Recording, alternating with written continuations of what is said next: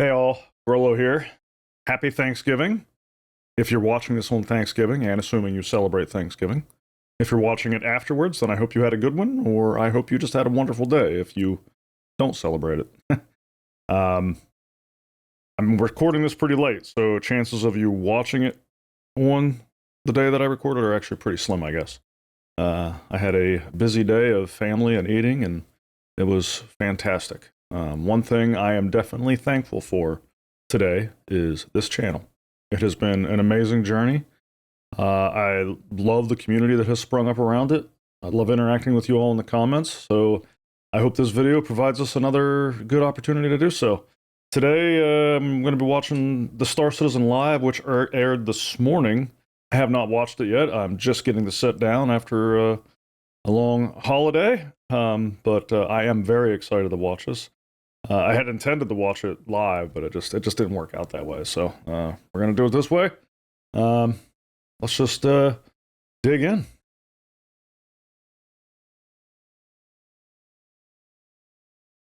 Change back. There you go.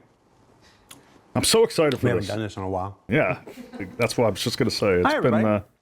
been a long time. Happy Thanksgiving. Yeah. They couldn't get me the pumpkin pie in time, so. And I mean, I love you guys, but you're pumpkin pie. You guys don't have any pie? I've had mine. No pie. No pie. Just me. You guys don't really do pumpkin pie here, do you? No, we carve pumpkins and Pumpkins go out once a year. I yeah. had a fascinating conversation with the rest of my team about that actually. No 'Cause pumpkin back pie? home we used to carve turnips instead. Turnips. Because you couldn't get pumpkins in the supermarket. Like big pumpkins, Oh, you just okay. couldn't get them. So you used to get the biggest Swede that you could, carve that out. And that's what you'd use. They just What the don't hell? use as much of those nowadays. What is going on? Nowadays, yeah, they used to be dime a dozen.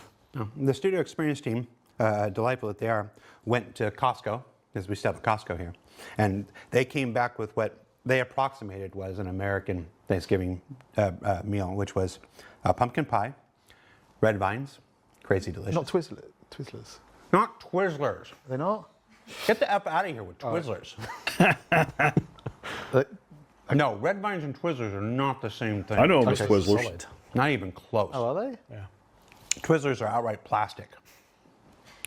Okay. Pancakes Hobo says Twizzlers are greater than red vines. Can we ban him from Twitch chat, please? Reese's peanut butter cups and Welch's fruit snacks. A proper Thanksgiving meal. Hi, everybody. I realized I took a bite before. I was So you're really brave eating in the opening. Welcome to Star Citizen Live. A lot of ship talk, eventually. I'm your host, Jared Huckabee. And if you've never seen Star Citizen Live before, well, it's usually where we take about an hour out of our week and talk about all manner of things related to the ongoing and continuing development of Star Citizen. Today, we're going to go a little bit extra because we haven't done a show in a while. We're going to see if we can't make up for it and answer as many questions from the community, as many questions from my own curiosity as we can. Joining us on the show this week are three members of our esteemed vehicle content team. We'll go ahead and start here immediately to my right. Tell everybody who you are and what you do, John Crew. I'm John Crew, I'm the vehicle director. So I look after the whole pipeline of all the content, all the teams, all the studios. So everything related to a vehicle is your fault. Correct. That's not remotely true. Most things, though. Yeah. Ben, who are you and what do you do? I'm Ben Curtis. I am the vehicle art director. So I look after the visual side of the vehicles, I guess. Make sure they look as good as they fly. So if you don't like how they look, Yeah, that's my fault. it's all his fault. Everything else, though, is... Yeah. If you didn't care for the fin on the L21. Yeah, that's my fault. Oh, no. Uh-oh. Fine, we'll get it out right at the beginning. And Mark, who are you and what do you do? My name's Mark Gibson. I'm the lead vehicle content designer, and I make sure what John wants to happen actually happens. And when do you start doing that job? Probably in the new year. Okay. Tazda in chat says, question, should I have bacon and eggs for breakfast or beans and toast? Bacon and eggs. Bacon and eggs. Bacon and eggs. Bacon and eggs. Beans and toast. Or Who both. eats beans and toast? Yeah, both. Yeah. The better question is, how do you do the eggs? I'm a simple man. I eat bacon and eggs for breakfast probably 5 times a week. I'm just gonna say it. I'm on a very high protein diet. I pretty much always do them over medium. I like scrambled. See, I always want to do them fried, and then when they go wrong, they turn into scrambled. That's fair. That's a bad That's fried egg. catastrophically. Yeah, that is a bad For fried egg. some reason, it's the one thing I can't cook. Eggs always go wrong for me.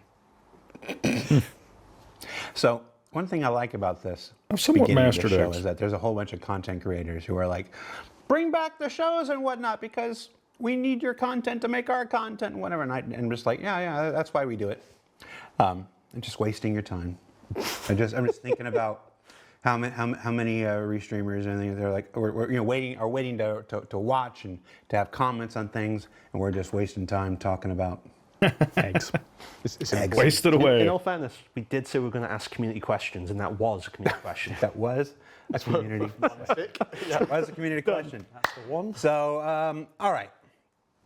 So this show's going to be a little different. We're gonna do some general chat. We're gonna talk about some high level things that I think are important first, and then we are going to get to the community questions. Like I said, it's going to be a longer show than normal. I can't tell you precisely how long, but there's a lot I want to talk about. We haven't been on the air for a while, CitizenCon notwithstanding.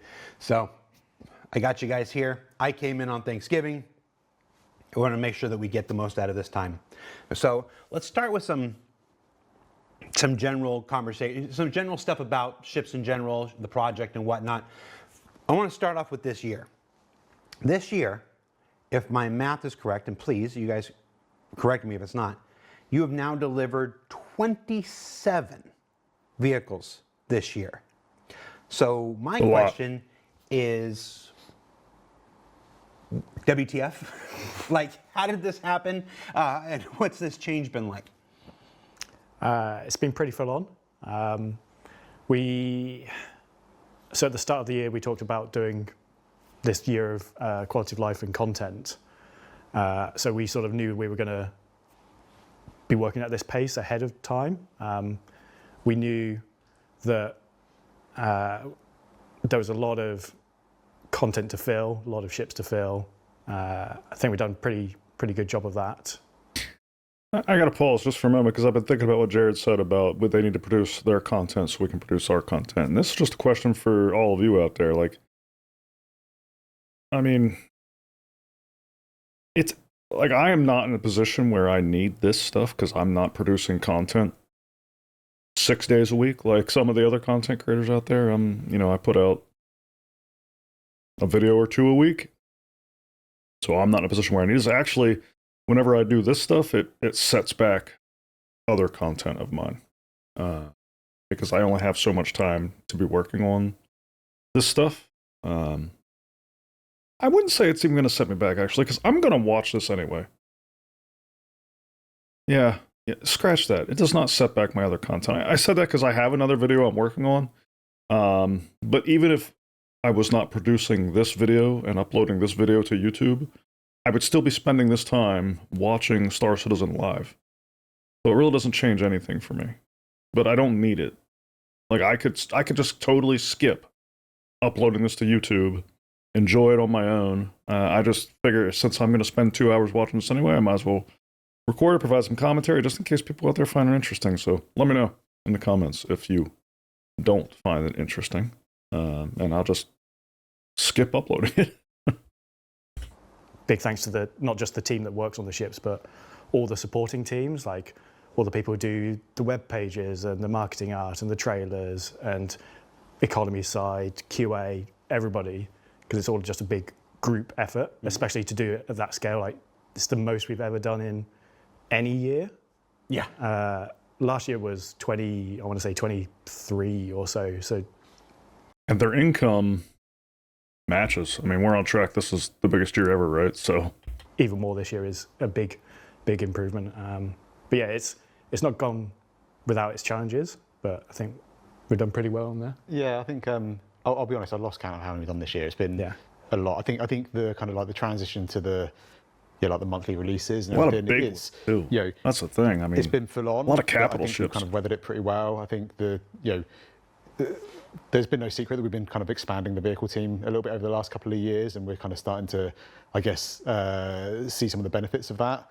I think we've also I guess we're still in progress of kind of like changing some of our processes and how we kind of tackle ships. That has kind of allowed us to speed up. Our concept team's grown. Like, everything has kind of grown a bit to allow us to kind of get a little bit more kind of throughput. I think, it has been a challenge, but I think I think the team are in a pretty good place with what they're able to deliver and the speed and what we can deliver. We've ticked off a few big ones, ticked off a load of small ones, and it's kind of finding that balance of getting through some of the big ships, but also still being able to deliver a whole bunch of kind of new and exciting ones as well. Finally getting the Idris out the door. Yeah. That. Yeah, and I mean, some of that stuff. We kind of got to thank some of the other teams on the other project that have helped us with that kind of side of things. But I think it's been a busy year, but it's been a good year. Like, everyone's come to the end of it. It's like, do you know what? I'm very proud of what the team's delivered. Oh, yeah. Yeah. No, and it's been reflected in every metric. Our daily average users are way up. Our concurrency is way up.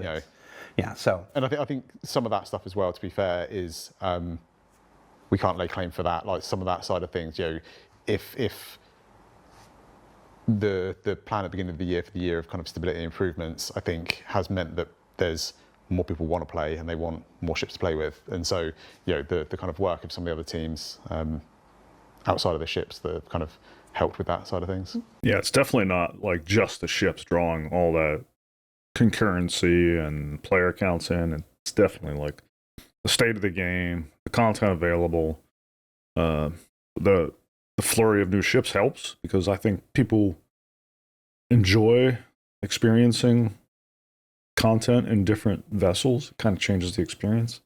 And there's no doubt that new ships definitely get people excited, but it's just a combination of everything. The stability, new systems. I mean, there's a lot.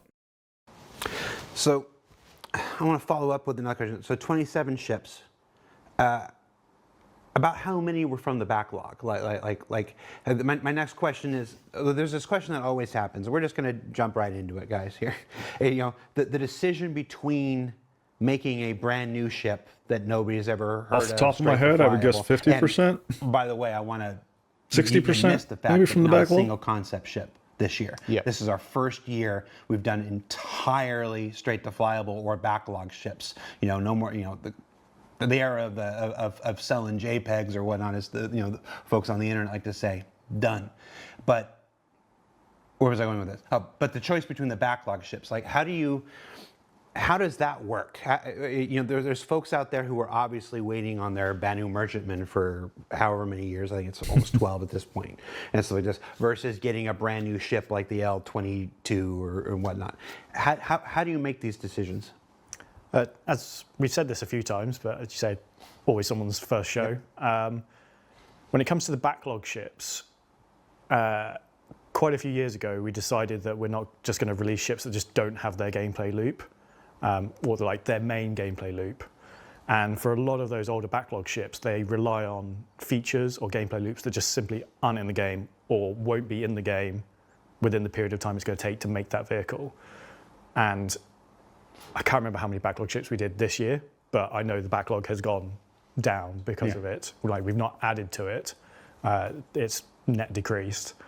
So when you look at the ones that are left, there is a sizable proportion of those that fall into that camp of they require feature gameplay loop. And we don't want to start and go through a whole vehicle to get to the end and not be able to release it. We'd rather use that time and resources to do other things. So the backlog pool of ships to pull from is relatively slim. So that has to be balanced against, we've got 11 patches this year. We want to have a ship in every patch. We've got Fleet Week and IE, which we need to have a lot of ships in. So it's always a back and forth of shiny new content, upgrading older content with gold standards, and then delivering backlog ships. So That's a good answer. And like I said, Curious what you all think, but I feel like they hit a pretty good middle ground this year. I personally like surprises. It would be cool to chew through the entire backlog and not have any, but again, I also agree with the take that like they're not going to deliver ships without gameplay loops. So that rules out quite a few of them, like the shopkeeper ships and the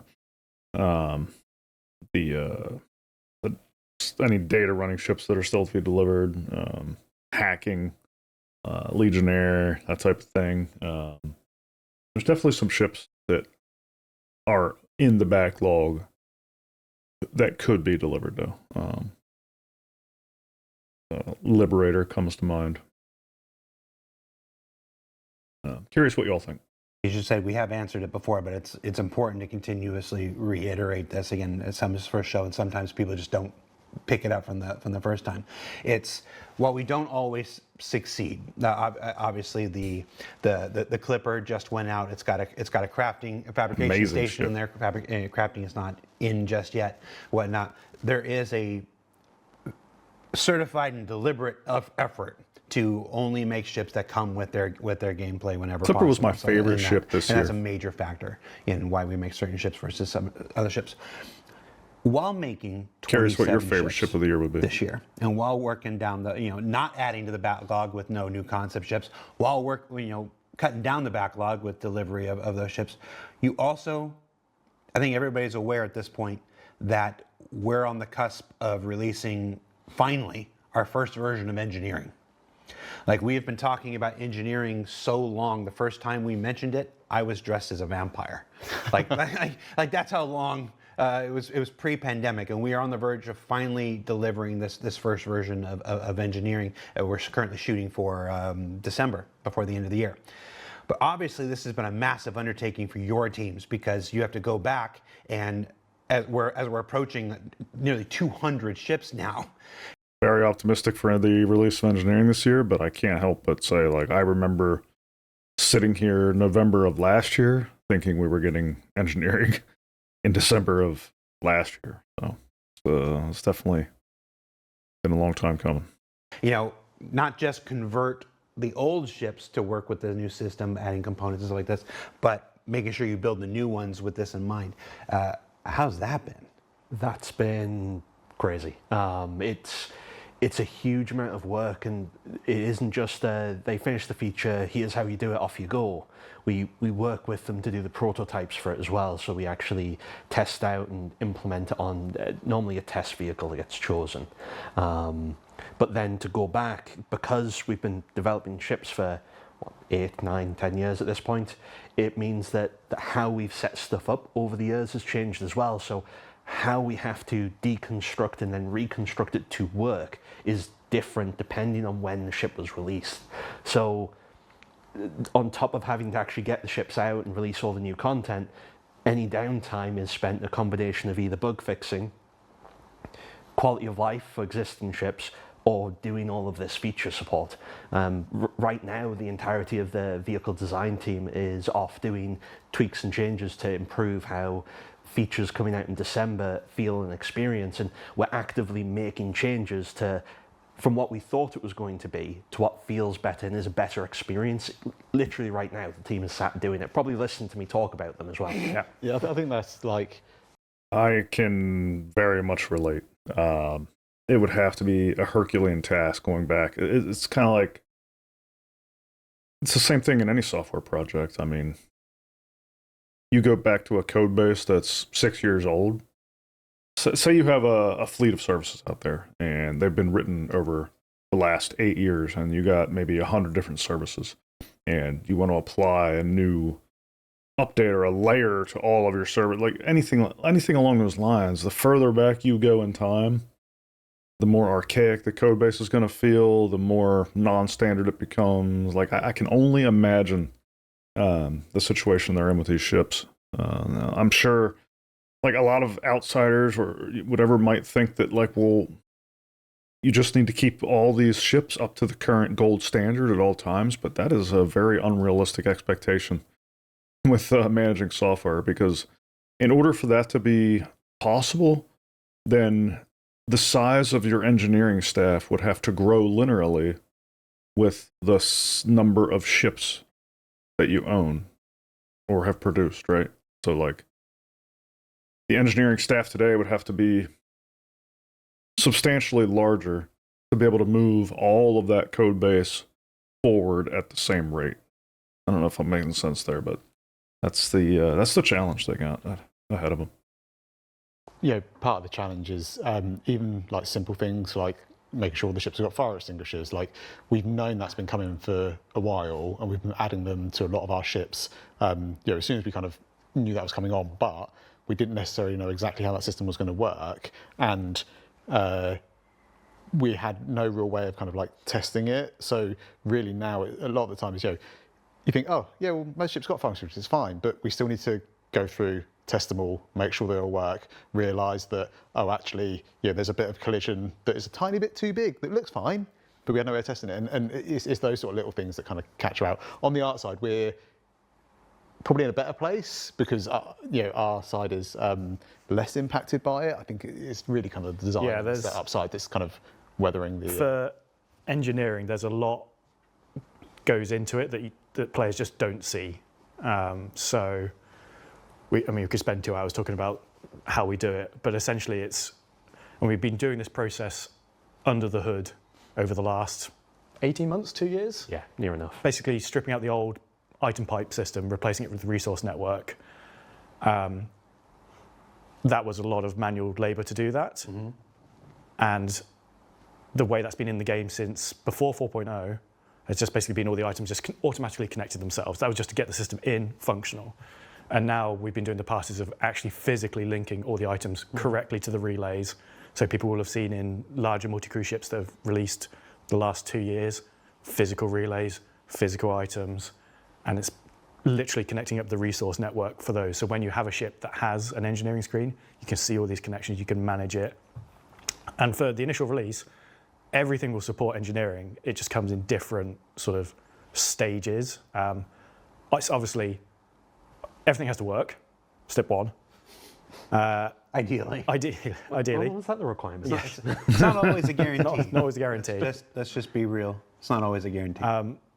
But obviously, a single-seater is less work and less requirements than, say, the Polaris, where a single-seater, you have the ability to repair your items through the MFD, and that's our sort of fallback case for a ship that doesn't have physical components. You could be able to do that gameplay from the cockpit, from an MFD. And then as we go through the ships, physicalizing all the items, adding engineering screens. Again, not every ship will have an engineering screen because it just doesn't make sense to do that. No. You get more and more of that gameplay unlocked, but it's not like if a ship doesn't have physical components, it's way better than one that does for the gameplay. They both get impacted the same. Mr. Mal Zero in the chat says, what about armor? Well, yeah, it's coming too. So engineering's been on Tech Preview for a little while. It was on Tech Preview without armor. When they just finished the code check-in, I was talking to Torsten earlier today. When it returns to PTU, I think tomorrow, the day after, as soon as the build is where it needs to be, armor. The first version of armor will be in as part of engineering. Nice. I was getting reports from people that engineering was pretty wild without armor. It was sounding like we were going back to the days of like a fighter being able to disable a capital ship in no time. So I was thinking like, they're going to have to do something. So it makes sense that armor is coming in tandem with this to make that not the case. And it's going to dramatically change the balance between ballistics and lasers and all that stuff. Different tiers of ships and everything. Oh. It's just fundamentally different for how combat's going to play out. Yeah, it's now you're now going to have this choice. Sure, I can use lasers if I want to peel down the shields and then melt the arm or stuff, or if I know where the shield generator is and I've got ballistics, I can punch right through that and take those out faster. It's like that. It's going to be a real interesting challenge and change to combat. The more you know these ships, the more effective you're going to be and stuff. And then of course, continuing changes to flight model. The flight model will make that better and stuff as time goes on. Yeah, well, it also massively benefits people actually taking larger crews, because if you're trying to fight on your own, you can't go around repairing all the components in the bigger ship. So it encourages you to actually go out with your friends because they stay in the fight a bit longer. That is my favorite part of engineering. I know that's not going to be a popular opinion among many people out there, but this is the part that excites me the most about engineering. Bring on the multi-crew. It's going to be a huge shift in the dynamic of the multi-crew ships. Yep. So we've got an ISC that'll air next week that we shot with Torsten. It'll go over a bit. When the PTU goes, you'll learn more about engineering from PTU than you will from the ISC. I'm excited for that. And then we're working on a big engineering doc to release alongside 4 or 5 that'll help explain a bunch of the fundamentals and stuff. So we're all shooting to get this out before the end of the year. So we're going to do our best. We've talked about making all the new ships, talked about, the choice between backlog stuff and whatever. There are still there's this other class of stuff. There are still flight-ready ships who are still needing their gold standard, their gold standard. So let's explain what the gold standard is real quick. And if you're so inclined, give me a list of what ships are getting their gold standard in 2026. I know it's a when question, but and then I can't get in trouble. I'm gonna push for it. I want to know what ships get their gold standard next year. So gold standard, I mean, it's a term that kind of gets thrown around a lot, but for me, it's about if we were releasing that ship today, making sure it has all the features, all the functionality of a ship that we are releasing that's brand new. So really, it's going through and just kind of like, ticking off all of its components, its physical items, the different interactions, making sure the metrics are correct, and it's really just kind of bringing it up to the gameplay experience that a more modern ship would have. It's less about kind of making like stylistic changes for the just because you can. I think there's something to be said for kind of keeping a ship's history. Now we have, obviously, over the last 10 years or so, things have improved in how we kind of create the ships. So we do tend to go in and make some material changes. We might relight it and do those sort of things. But I don't really want to go in and take away like the kind of core DNA of a ship. If we're going that far, then I think we may as well do a Mark II or a Mark III or whatever it might be. But for me, gold standard is just bringing it up to the kind of the functionality that we would if we were kind of releasing it today. I want a Freelancer Mark II. That's my big ask. That's what I want. Freelancer Max II. Okay. So that's gold standards. There's a lot of questions from the community thread, and we're going to get to that in a few minutes here, about the other ways we update the ships. So there's the gold standard, which you just explained. Yep. And then there's an outright rework. You've got. I think it's Polaris owners are now somewhat envious of the Perseus interior. Star Runner owners are looking at the Clipper's second entrance and being like, "Where's my second entrance?" The 600i. Just do that there. Sometimes we do a gold standard. Yes, I want a 600i rework so bad. Shoot for a rework, and sometimes we do a Mark II, as we did with the Hornet. So talk to me about how the choice between a rework and a Mark II comes about. So with the reworks versus Mark II, it depends on what we're trying to achieve and whether what already exists actually achieves that. So using the 600i as a prime example, just as a talking point for one.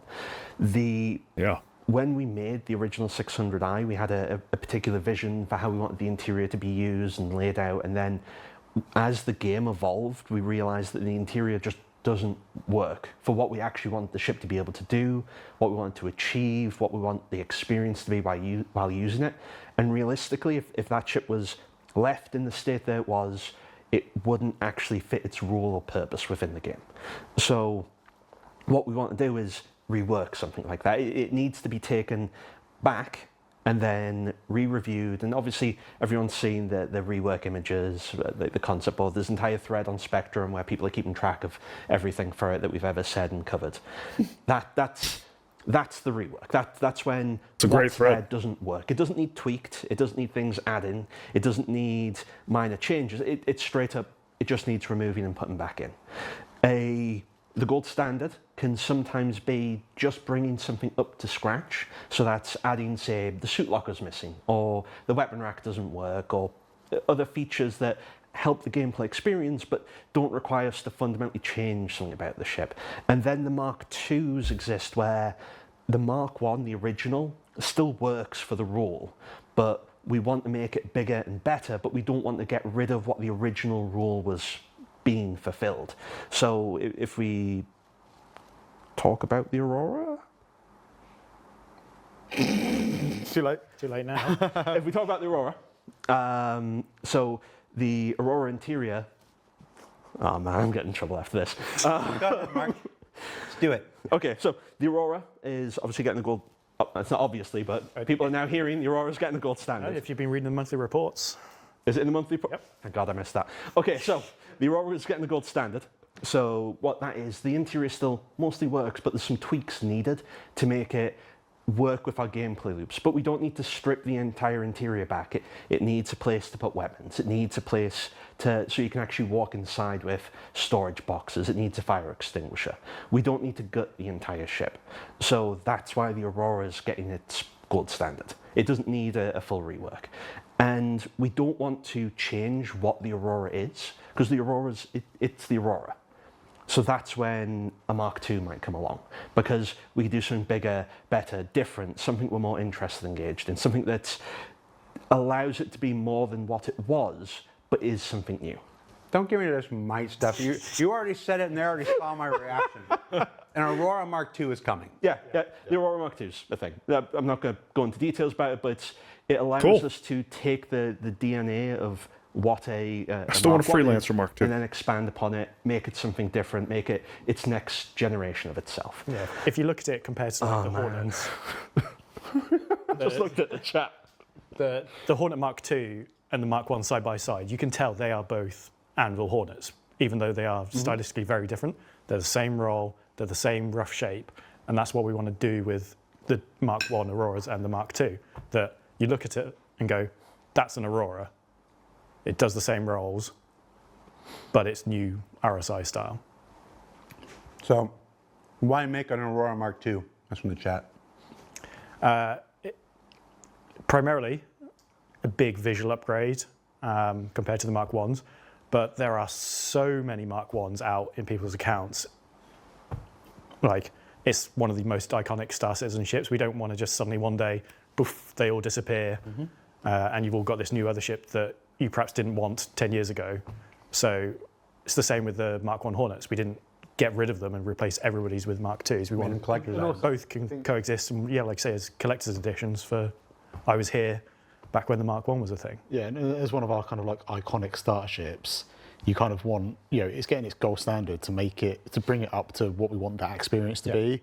And then the Mark II gives us an opportunity to update its visuals to a point that it, like I say, it's kind of like the new generation of RSI.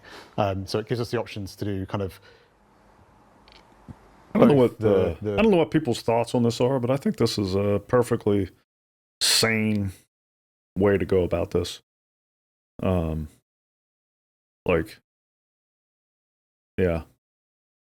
Perfectly sane. There's value in keeping history in the game. It's kind of like if you've played games like World of Warcraft or I don't know, Guild Wars or whatever, people hang on to those old appearances for an extended time. It becomes like a rite of passage or a bragging right. Like, I was here and I got that thing. This makes a lot of sense to me. I'm sure somebody out there is going to be upset that I got to buy the Mark II now. I already bought the Mark I, but it is a whole brand new chunk of work, right? It's not It goes beyond maintenance at that point. Making the originals function and play how we want, and also doing a kind of a full visual overhaul as well. And there'll be people out there that will be like, don't like it, I want to keep Mark 1. And there'll be people out there that will be like, Mark 1's not for me, I love the Mark 2. And that's a good thing, more options. So I'm going to say something. More options. I saw somebody talking last week or the week before about like, is there just too many ships in this game? No, there cannot be enough ships. We could have 1,000 ships and I would still say there's not enough ships. Variety on ships is going to make this game so interesting. Yeah. And I don't want you to react one way or the other. Then just don't put the camera on us. But the opportunity, there's been a fan idea out there for as long as I've been here, well over a decade, for what an update to the Aurora could do. And I just want to know, have you seen it and are you considering it? What, adding ramps instead of stairs? Yes, that's what I'm talking about. We're absolutely considering ramps instead of stairs, don't worry. Okay. All right. We'll leave it at that. We'll leave it at that. And we'll go ahead and confirm that's coming in 2026, because why not? It's on the 2026 schedule. First half. Enough. There's nobody left to get angry at me. There have been a few cargo capacity changes recently. The raft, which was a big surprise. Like I didn't even know about that until it went live, and I'm like, what? This guy just. And then a few more coming up in the future with the whole Raft series. up there was The awesome. Raylan, which we managed to sneak in there with a little hologram thing, as well as an announcement that it's coming in 2026, which was nice. And I hear even cargo changes to the Ironclad are probably in order. Yep. What can you tell us about these? Let's start with the whole series. They were concepted back 2015 2015 by the great Jim Martin. by the great Jim Martin. Back then, they were everyone's favorite measurement of cargo, freight units. They How had, many FUs a ship they had had? so many FUs. And then it got converted to SUs. And as we brought the whole series to the game, the whole C actually, I think, kept at its original Pretty SU close. conversion rate. The hull A was 48 at concept, but we increased that to 64. Again, cargo metrics in our game solidified over the years. It didn't make sense to do this weird 48 because it didn't nicely fit in with the size cargo crates we have in the game. And as part of that, we decided that we want 32 SU containers to be our largest container in the game. There's not going to be like a magical 64, 128, 256 one. And that sort of has knock-ons for the whole D&E. But I want to talk about the whole B first, in that we've been working on that. I'm excited for the whole And bit. that was 384 SEU at concept. It's now going to be 512. Woo! And it can still land with the cargo fully on, planet side, and you can get in and out of it as an important thing. There was Nice. a lot of finagling to Yeah. get that to fit. We don't have images. I want to be clear. We don't have images because Ben gave them to me and I forgot to load them up. So you can blame me. But essentially, it went from this to like this in order. Yeah. Should be a concept art, Jared. Yeah. We're that to that, and I then paint pictures with words. Yeah. slightly longer, but still within the same hangar size. It was a little bit of a headache, but we tried a lot of different things, but yeah, we got there at the end. So Yeah. yeah, Well, it'll be all right. It'll be a nice reveal when it comes, and you're working on it now. So that's all we'll say about that one. 26. Did you just say it's coming in 2026? Yeah. If we're doing this, let's go. All right. Yeah, the whole B is coming in 2026 too. Let's- Should we just Miss, list them all, baby. No. No silhouettes this year. We're doing this instead. Yeah, I got a question about the silhouettes. Talk to me about the railing. Raylan, 320 I wanted to hear about the whole 640. D and people E. have seen the hologram in the You said there was going to be halls, knock-on effects for and I've those. seen a lot of comments about the triangles missing. yeah.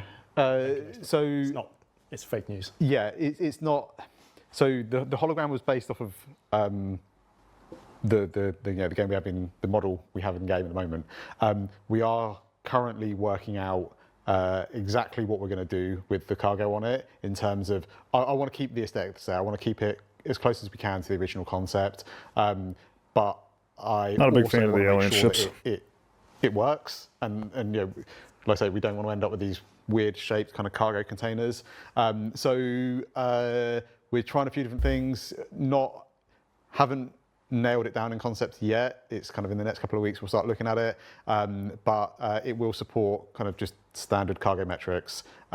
We will keep the kind of like the visuals of these triangles. They may be like a frame that kind of clasps around it and holds it and kind of moves out of the way. There may be little end caps.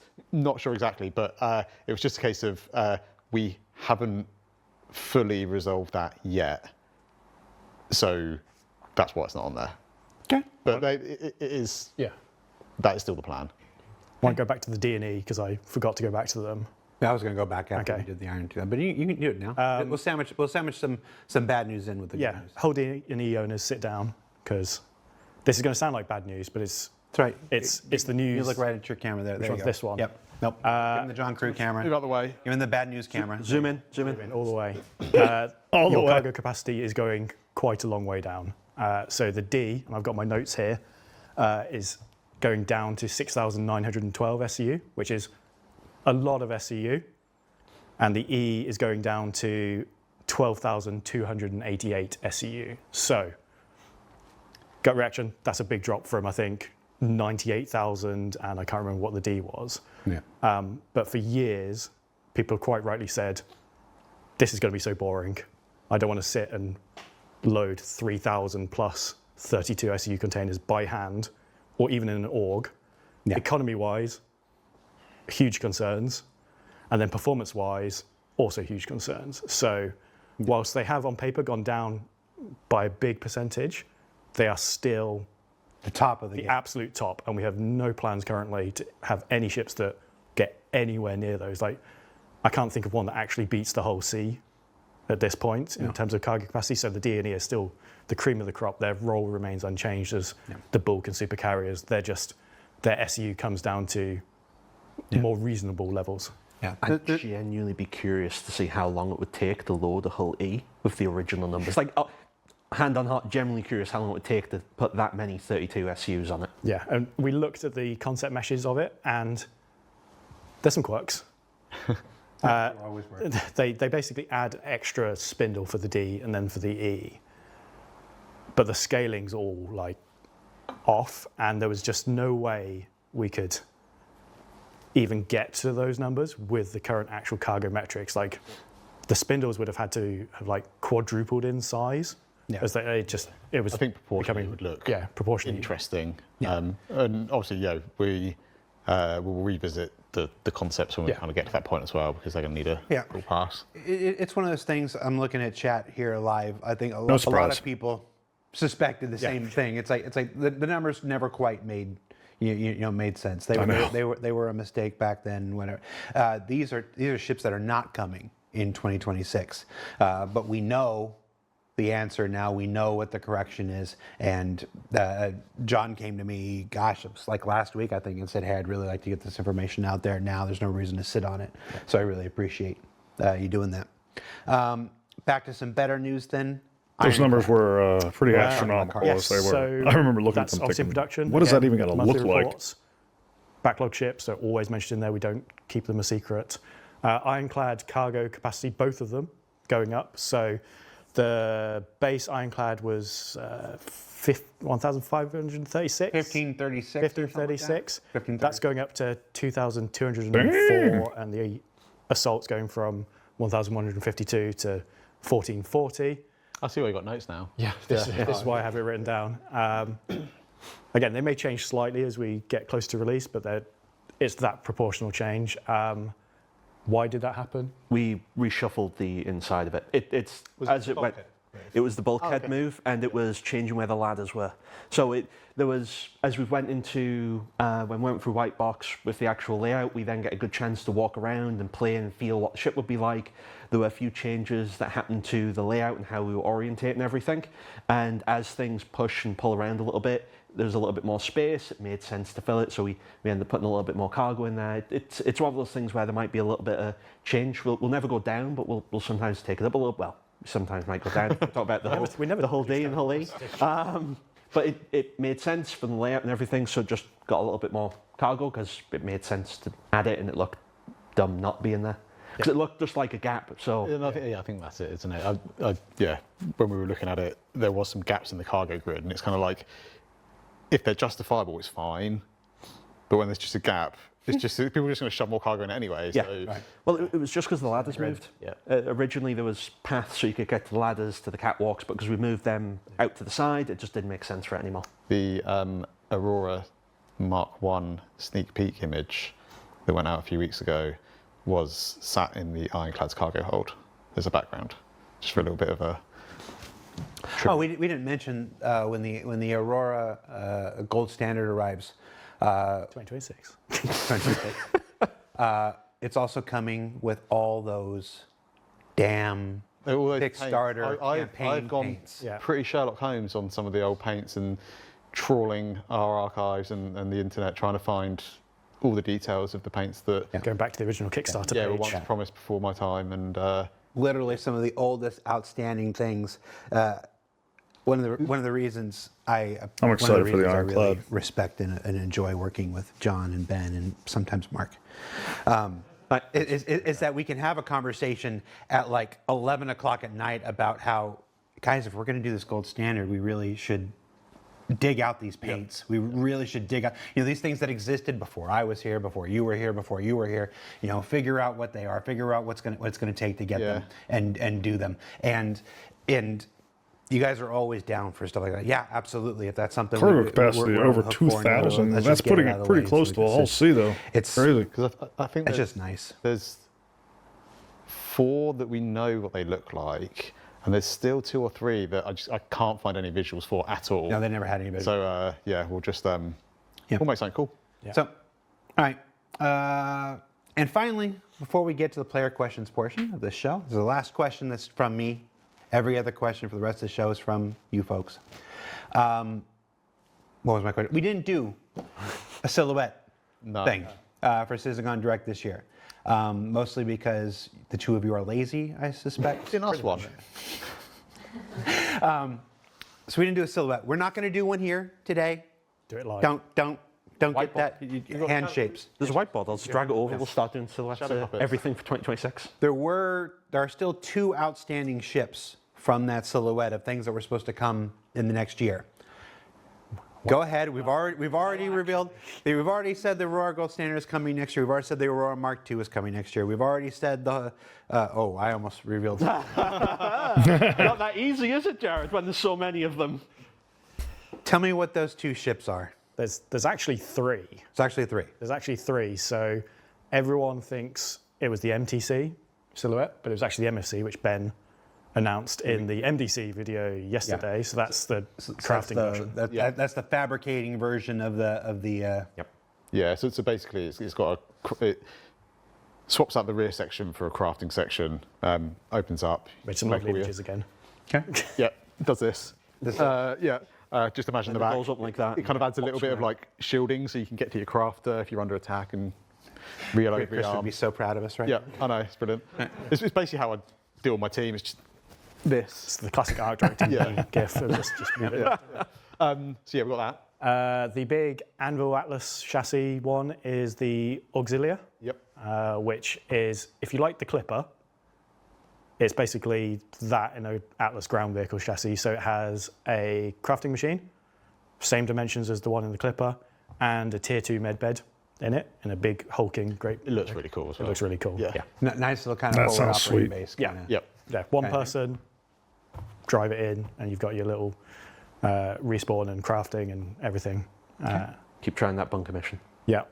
And then the last one, That sounds a lot of people awesome. correctly guessed was Guest was a consolidated Outlands ship, and that is, I think, currently called the Forge. I don't know whether we're going to Forge, keep that name or not. And you can guess from the name what it does. It's another crafting ship. It's basically a small to medium-sized solo ship with a whacking great crafting machine bigger than the ones people have seen in the Clipper and other ships. And it also has a onboard refinery, so you can refine goods to make your things you are crafting or fabricating. And then Nice. 11th hour request for it as well was, much like the Pioneer, it's super big brother. It also has ground extractors in it, so you can land on a planet and extract the resources to refine, to use for your crafting. Yes. And I mean, with that, Oh, yeah. we were fairly early with the concept when we kind of paused it. The concept's super cool. It's got this amazing kind of like slab front kind of glass canopy to it. Full width, flat glass. Yeah, full width, flat glass. So it was a really cool looking ship. Can't wait to pick it back up. But I don't know if we'll end up doing better. We'll end up tweaking it. Yeah. We'll see. Again, it's got a, like we talked about earlier, we don't want to do things. I'm talking about the ground extractors, though. It almost sounds different than any kind of resource extraction we have to date, and I'm curious if that's the case. Because if so, that's completely not on my radar. That would be really cool if we got some kind of like ground penetration resource extraction. That we're not confident that the gameplay is going to be there in time for its release, and it got a few extra things added to it than when we started the concept for it. So then that's obviously pause it. And obviously, if it hasn't been apparent now, the reason those didn't come out last year is because crafting didn't come out last year. Yeah, and you know, it was on the production schedule, but we knew ahead of time enough that we were going to end up with a ship that didn't have the gameplay, so we pulled that out. I can't remember what we put in its place, but we released something else in its place. So is crafting coming in 2026? It's above my pay grade, so you need to... Ask that team. We're going to try. All right. I hope so. Oh, there's a good question in the chat. I lost it. Sounded like it was Oh well. You know who you were. almost a certainty at one point. So let's jump into the questions from the community. So the next I cannot wait for 30 questions or so are entirely from members of our player base, and we've grouped them into a couple different subjects. Let's start with some Perseus questions. We'll start with the questions related to our 6 currently new vehicles at IAE. And the first question, and these are generally in order of what they were voted up most that could actually be addressed. Will you be adding gravitational plates to the outside walkway of the Perseus? No. Next question. Yeah, next question. There's a lot of people love those areas that you can walk around outside of the ships. There's some really fun, annoying bugs and technical consequences from it that happen as a result of basically abusing the setup to get that to function. And for the Perseus, we really just wanted it as this planet side, like I've landed on a planet in my Perseus, and then I've got this nice little balcony on the side of it that I can go out the rear bridge airlock door and then just survey the land and defend the ship from. It's not to say that we won't ever explore some gravitational plates on the walkways. Sure, but not the physics grid method that we currently use. So that we used to have it on the outside of the character, stop people clipping themselves into the back of it and stuff. It's not what that system's intended for, and there's way too many consequences as a result of using it. All those people hoovering up transport shuttles and asteroids with the front of their 890s and Carracks and things like that. It's their fault. It's their fault. Yeah. Okay. Why I does can the see that. Perseus pilot? I'd love to see that, though. Why does the Perseus pilot have control over the ship's torpedoes when the Polaris pilot isn't allowed to use the torpedoes? There's a lot of questions from some rather salty Polaris owners who see the Perseus and like, why not me? So, what's the deal with the torpedoes there, Mark? I'll let John give the good news. Oh, It is good news. it is good news. So in Don't tell me the Polaris is getting pilot-controlled torpedoes. Please. 4.5, we're going to allow one of the bridge stations. We were talking about this last night. Which one We was it? went for the gun, not the missile. The gun one, not the missile. So the back right station of the Polaris bridge will have torpedo control as well now.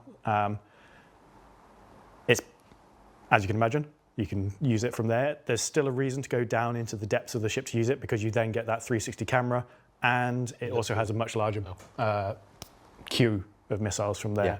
So you, How many did we settle on there? 8? 8. So can I eight. queue up 8 So at if you want once? to bankrupt yourself, go down to the basement of the Polaris and queue up 8 What are you torpedoes. shooting 8 at? Something you don't want to exist. So yes, we do want to, and people will in 4.5 have it. So at least they're on the bridge together doing things. Why not the pilot? Yeah, why not? Because we sort of want to have some enforced balance there. The Perseus torpedoes are way smaller, way less damage compared to the Polaris ones. I think there's this thing. It's like when the Thank you. Mercury Star owners look at the Clipper. You know, and it has a second entrance. It's like this. There's this. It's easy to want every ship to have everything. Yeah. It's real easy. Amen. And completely understandable from a player standpoint. Let's just be real. You know, you have your favorite ship, and your favorite ship can't do something that some other ship does, and that irks. That just makes. That's how WoW classes got to the homogenized end result that they got to, people. Like, we don't want that. It's the warts and the inconsistencies and the shortfalls. That's what gives these ships character. Like, if every ship does everything well, or they have all the cool features, then pretty soon all the ships are going to start to feel the same and boring. Just like retail WoW classes or, you know, I mean, I've felt this way in certain ARPGs, for example, where, like, regardless of the class you start with, you can kind of morph it to feel like any others. I mean, there's a ton of examples that you can think of like this, and I certainly don't want that happening in my Star Citizen ships. I'm just like everybody else. I often find myself wishing that, you know, my freelancer had the external tractor beam like the Zeus CL has. I am jealous of the Zeus CL's tractor beam. But at the end of the day, I really don't want my freelancer to operate just like a Zeus CL. Or I could just go get a Zeus CL. You know what I mean? Makes your brain itch. But this is my favorite ship, and I want my favorite ship to do everything because it's my favorite, and this is the last ship I want to fly. But weirdly, that's not exactly great game design. You don't want everybody to just pick one ship and that's the only ship they ever fly for the remainder of their time in the game, because that becomes boring. You want choice. You want compelling differences between this ship, that ship, and the other ship. 100%. So while there's certainly things that can be done, like adding the control to another station, behind the Polaris and stuff to bring certain things into parity, you don't want this forced equalization of all things. Yeah, and without even looking at the chat over there, I can already tell they're going, well, the Polaris doesn't have this. Why does the Idris pilot get the railgun? And I can see that, and I have that question. I would love to see Idris pilots lose control of the railgun.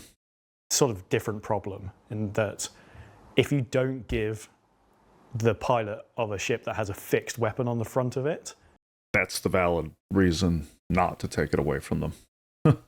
But in exchange, what I would really like to see, I can totally understand for this reason that the pilot needs it.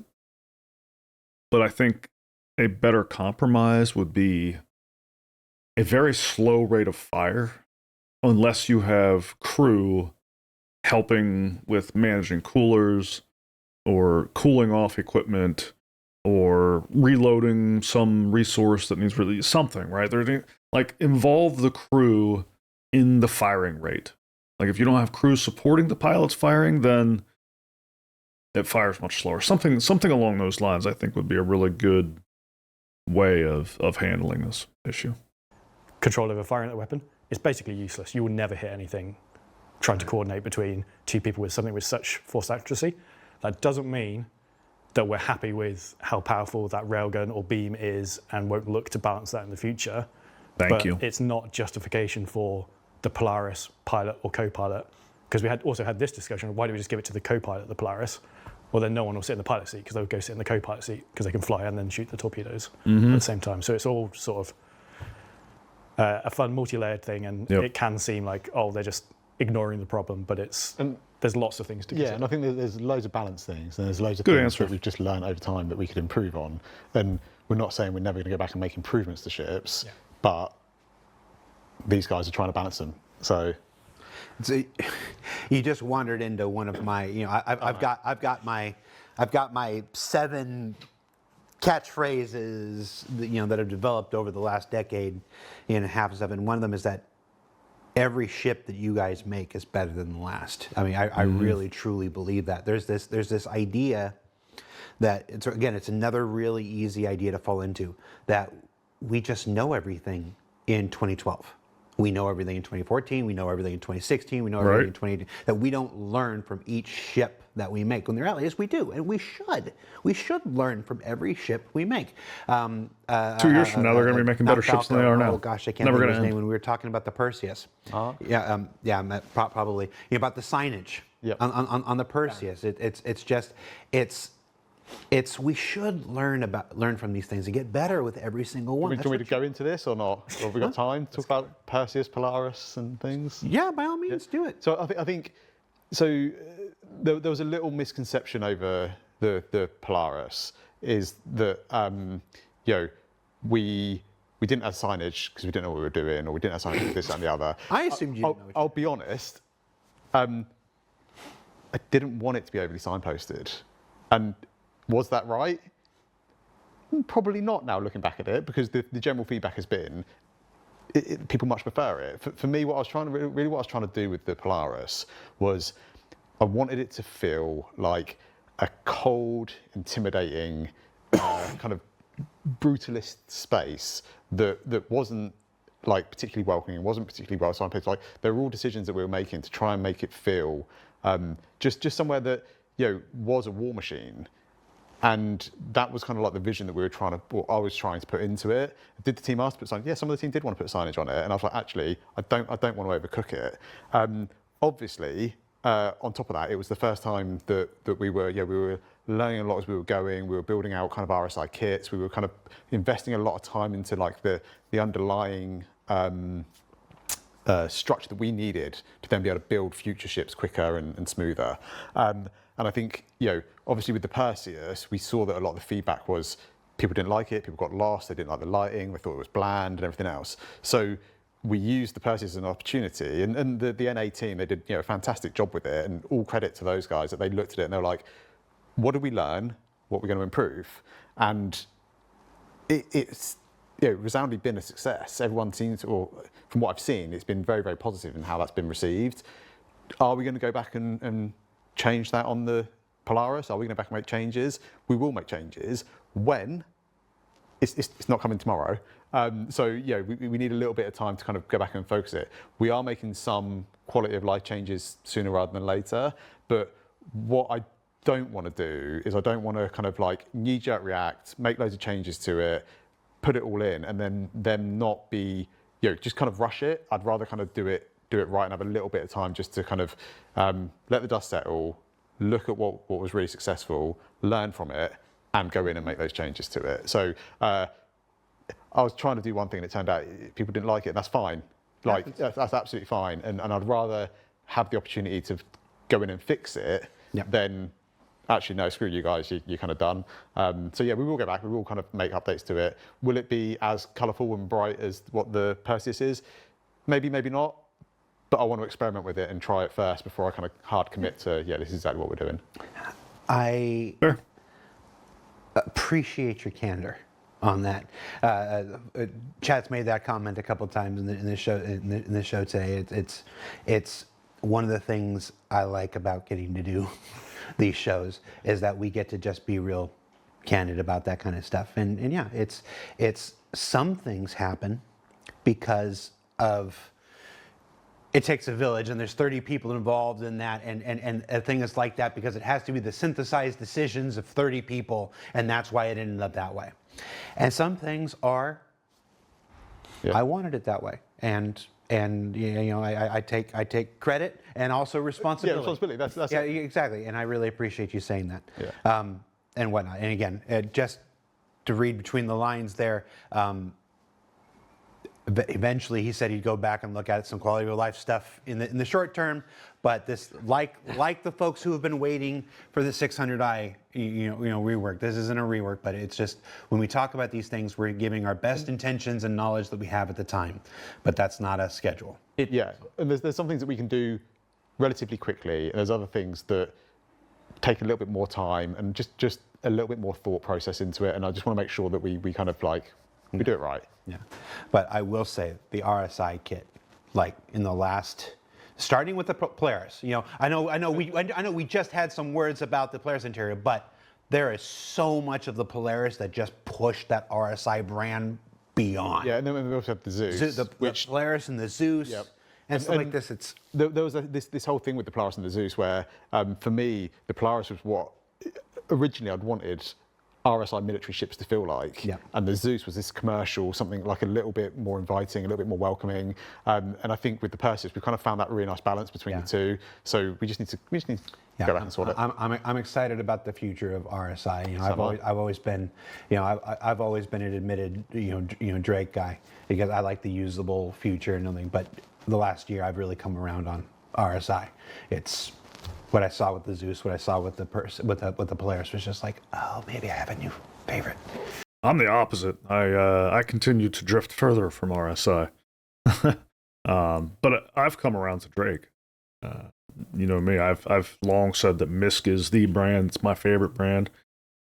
Drake is giving them a serious run for their money, especially with the Clipper. It's just, man, it's such a great ship, and the design has grown on me so much that those two brands are on par.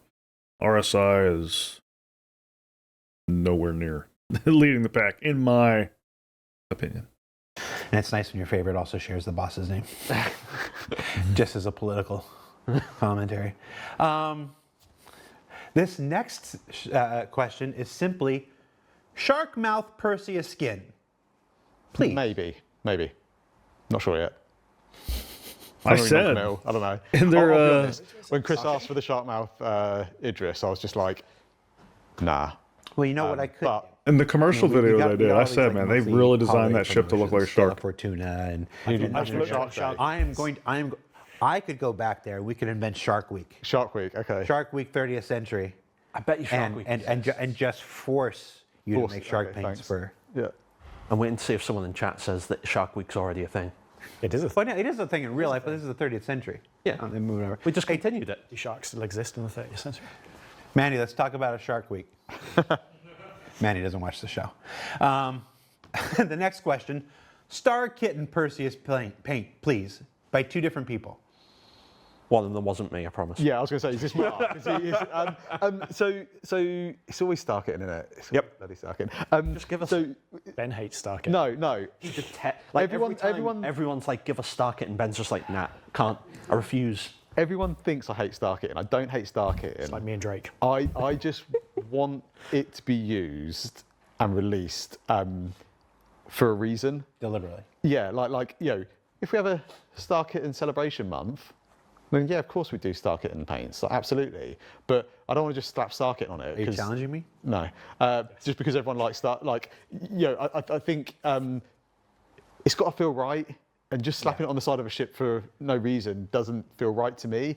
I'd love to build out that whole family, whole brand a little bit further, so it's not just Starkitty. There's a whole host of characters. Star Shark. Star Shark, yeah, that's fine. But yeah, not right now. Okay. Yeah, unless Chris asks me to, and then I'll. I doubt that request will come from. Oh, don't know. He does have a whimsical streak. He is that- on board with doing that more people don't characters give in him family, credit so, for. yeah. The fact that I've survived for 11 years proves he's got a whimsical streak. True. But last Perseus question: how will ammunition be replaced on the Perseus during combat? Will there be some kind of ammunition containers in the cargo hold? Oh, good question. Yes, so I think we've talked about this before. Oh, yeah, they did talk but about this before. I'll go over it again. We have plans, short term, that you'll be able to sort of restock, rearm, refuel from select ships from the stores that you have loaded onto their cargo grids, and if there's another ship in the hangar bay, whatever. Talked about that at Citizen Gone Yeah. Direct. Yeah. So, We talk about so much, I'm starting to forget Yeah. when and where we said stuff. So that's more for like rearming and refueling ships that are docked aboard your ship, landed on your ship. But the same will apply to ammo as well. So if you've got ballistic ammo on your ship, ballistic weapons, short term, it will essentially hoover it out the cargo grid. Mid, long term, we'll have like dedicated space next to those turrets. We sort of left space for this in the Perseus 2 turret rooms. They're just arted up with like fluff. You see it in the stance attack. There's all this cool artwork that implies loading of stuff that you'll be then manually loading the specific ammo type into that area, and that will go to that weapon. salvation questions. Can you add a button on the back of the salvation to keep expelling the boxes in the buffer? Having to keep going into the cockpit to press the button should not be necessary. Thank you. That sounds like a bug. Yeah, if you've pressed the button in the cockpit to keep auto-ejecting, it should just keep auto-ejecting, and if not, it's a bug. They removed. Didn't get it working. It is a bug though, so it should, if we get to issue cancel, we can get that looked into. Okay. Will the salvation fit in and work with the Galaxy's refinery module? Look, I mentioned the Galaxy. Galaxy question, the only one. It will fit inside the rear hangar, and then you can unload the cargo and refine it. Yeah, there's like a big Nice. double door from the rear hangar to the modular Nice. section, so It'll be Easy. relatively easy to fit inside there, to be honest. I was going to say, we might have to stop probably the, get a couple in there. Get a couple in there, not a bother. have to stop the salvation flying through that double door into the refinery module. I hadn't thought of that. Good challenge. No, I don't want people doing that. Chat's like, Galaxy 2026 confirmed. What made you decide to lock the salvation salvage beams to modified cinches instead of allowing them to be upgradable, swappable? So the main role and purpose of the salvation is to be a introduction into the actual the entire world of salvage. It's a good entry ship just to get started, and we wanted the heads that came with it to specifically try and be a easy experience. So it's very forgiving, but obviously the result is the yield isn't very good. It's just supposed to be, hey, listen, you know you don't really know what you're doing very well with it. Let's make it nice and easy for you. And then if you end up really liking the Kree and wanting to progress, you move out of the salvation. So we wanted to be able to very strictly control that experience and not have that head used on other ships, because it's not meant to be a good optimal head. It's just supposed to be a It's literally a starter. easy. Yeah. That's exactly in a nutshell. We don't want to add complexity to a starter. Yeah. It's the same thing we did with the Golem. Yeah. Earlier It's this exactly year. that it's the when we originally talked about them, we talked about them being the opposite sides, one salvate. Yeah. Torsten's not here. I don't know if cinches are the In best general, I'm not option a for fan hull of the, scraping. You're bespoke supposed to focus on hull scraping, but weaponry, that might but- just be me being. Hey, There's me being a definitely some bitch. good use The cases beauty for of them it, being like that. locked and bespoke versions is we can tune them. Like if Yeah. they're not performing how we want, then we can change them. All right. Let's move on to Clipper. Clipper. Yes, No clipper. Clipper. That was a. You ever see it? You know, there are things you see in this game. You know, in this project, you work here long enough, you see a lot of things. The Intrepid showing up early and everybody absolutely hating it, and then it going live, and then it moving like hotcakes as far as volume. The Clipper. You know, when we you know put it in. Everyone's like, you put it into build, and you know, those folks who data mine and stuff like that, putting out YouTube videos and whatever, and be like, oh, this thing's so ugly and whatnot. And then it goes live, and I mean, it's now the most successful Drake well. introduction ship that we've ever done. No surprise. Ship's So, incredible. Where was I going with it? Where was I going with this? I got lost. Oh, I hope they do a lot. I'm so glad to hear that this ship has done so well and blown the doors off expectations. Well, I don't know if it beat their expectations or not, but it certainly outpaced and outdid itself based on what the community's initial reaction was. And I'm so glad to hear that, because when I saw it in my my hangar screen for the first time and it said generalist, like on ship roll, I was like, wow, that's cool. And it's like, it has me hoping that this is the first of a whole line. And I know in the behind the scenes, they talked about other ships already serving that role, even though they don't have that label. And I agree. But this one is a little bit different in the fact that it has like crafting, medical, a little bit of storage. You know, it's kind of bringing all this stuff together in like this generalist category. Honestly, even better than what like the Star Lancer attack did, in my opinion. And I hope this is just the first of many. 'Cause one of the ships I have been most excited for ever since joining this project, which who knows when we will see it, has been the Odyssey. And it's exactly for that reason. Like, the Odyssey strikes me as like this really large generalist vessel. But I hope we see a whole line of generalist ships like this, like cross brand, cross size. That would delight me because it's such a desired role. I think, which it sounds to me like the sale of the Clipper has proven. There's a question here. They already wrote it. The Clipper. What will it be able to craft? Obviously, we're not the people doing crafting, so I can't give you exacts, but it's designed to be FPS items and small ship items, sort of within that world. It's not designed to be like, I want to make another vehicle. It's clearly not going to fit. And it's sort of part of the balance of that ship. Everyone's like, why does that not have a bigger cargo bay? Why doesn't it have a bigger Surprisingly, I this? hadn't really thought It's the about jack of different all crafting trades, master tables of being none. limited in It what they has can a produce, but relatively it makes small cargo sense. grid, It gives me something to think about. relatively small crafting machine to sort of constrain that. I feel like there was a pretty good answer to this question in the Q&A. In the Q&A that got published alongside, and that's that, you know, basically, you know, crafting is still being worked on. We did a segment on it at CysCon Direct, what the very first version of crafting is currently scheduled to look like. It should avail itself of everything in that first version, but then as crafting continues to develop and it continues to diversify, you know, the nature of what it can craft will probably change as the nature of what can be crafted in the game can change. So it's not really a answer that we can give right now. Trispone says, Jared, it's still ugly though. Your mom. I love the Clipper. I do too. Why has the Clipper, despite its massive physical size, only 2 size 1 shields? Again, it's the jack of all trades, master of none. If we gave it really big shields, like when we were doing this ship, it had quite a few internal nicknames for its sort of its roles and capabilities, and we were pretty concerned it was just going to be like, when people first heard about it, they're like, this is going to break the game.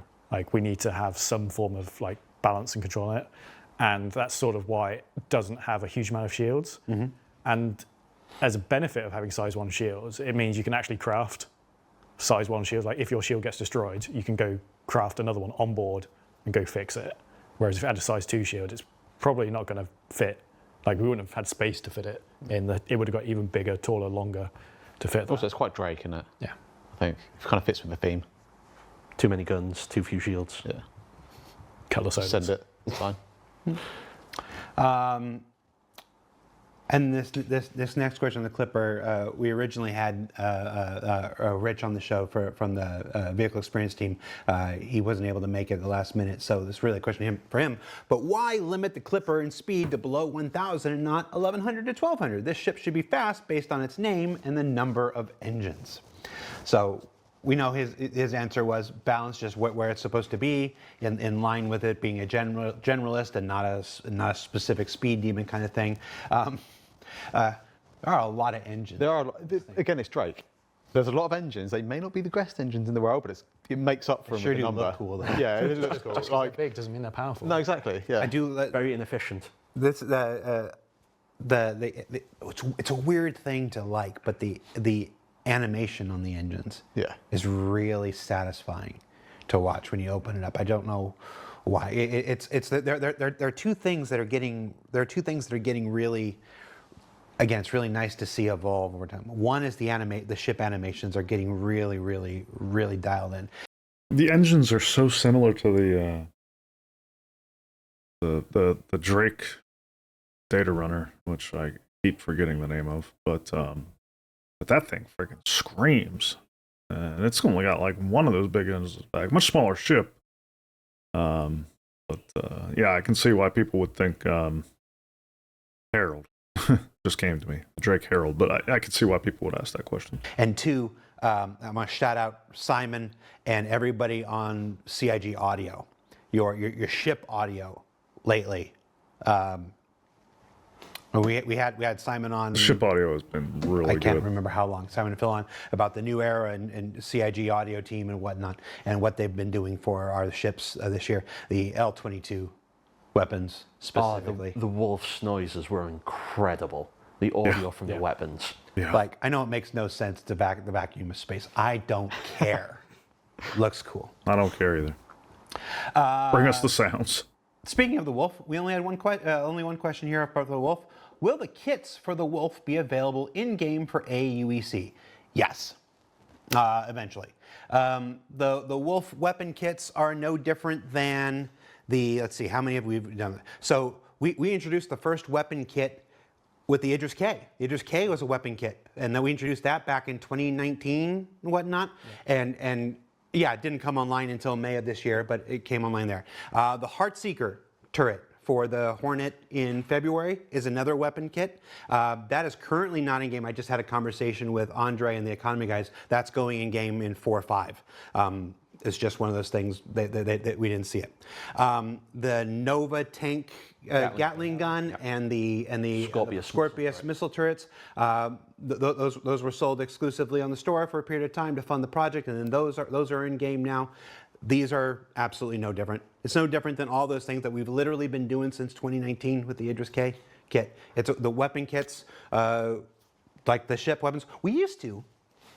I'm gonna go off on a tangent here. We used to make variants that were just weapon loadouts, like the Hornet Wildfire and the Saber Comet and stuff like this and whatnot. The Starfighters, the Ion and the Inferno and whatnot. And I don't think any of us really felt super good about that. It was where the tech was at the time, and that's what we could do.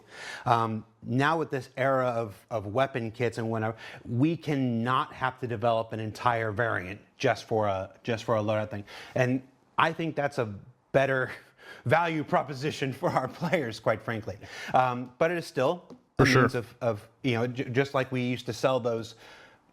I'm just going to call them kind of crappy variants, weapon loadout variants. We used to sell those to fund the project. Now we do these instead of those. And like everything, they'll go into the game.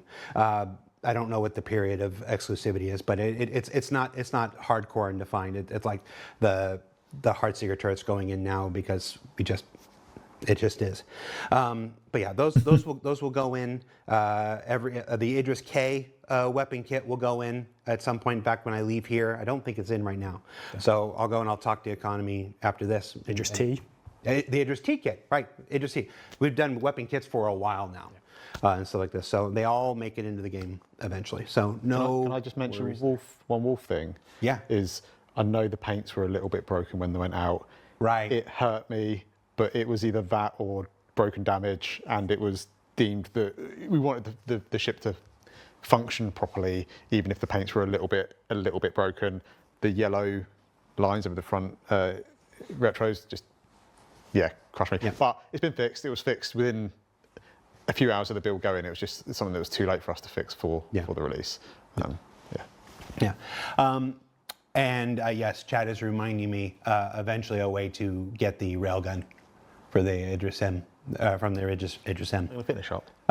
Big shop. Big shop. Yep.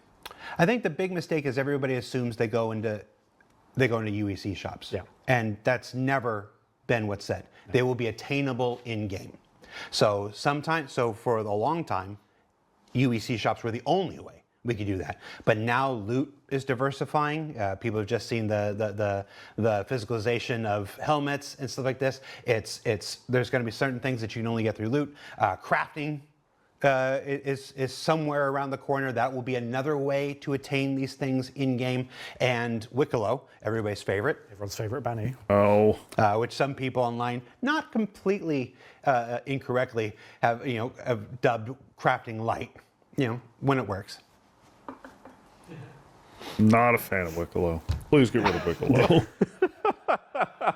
Would love to bring. Despite what some people online have said, I've never sat here and lied to you not once in 11 years. I'm not going to start now.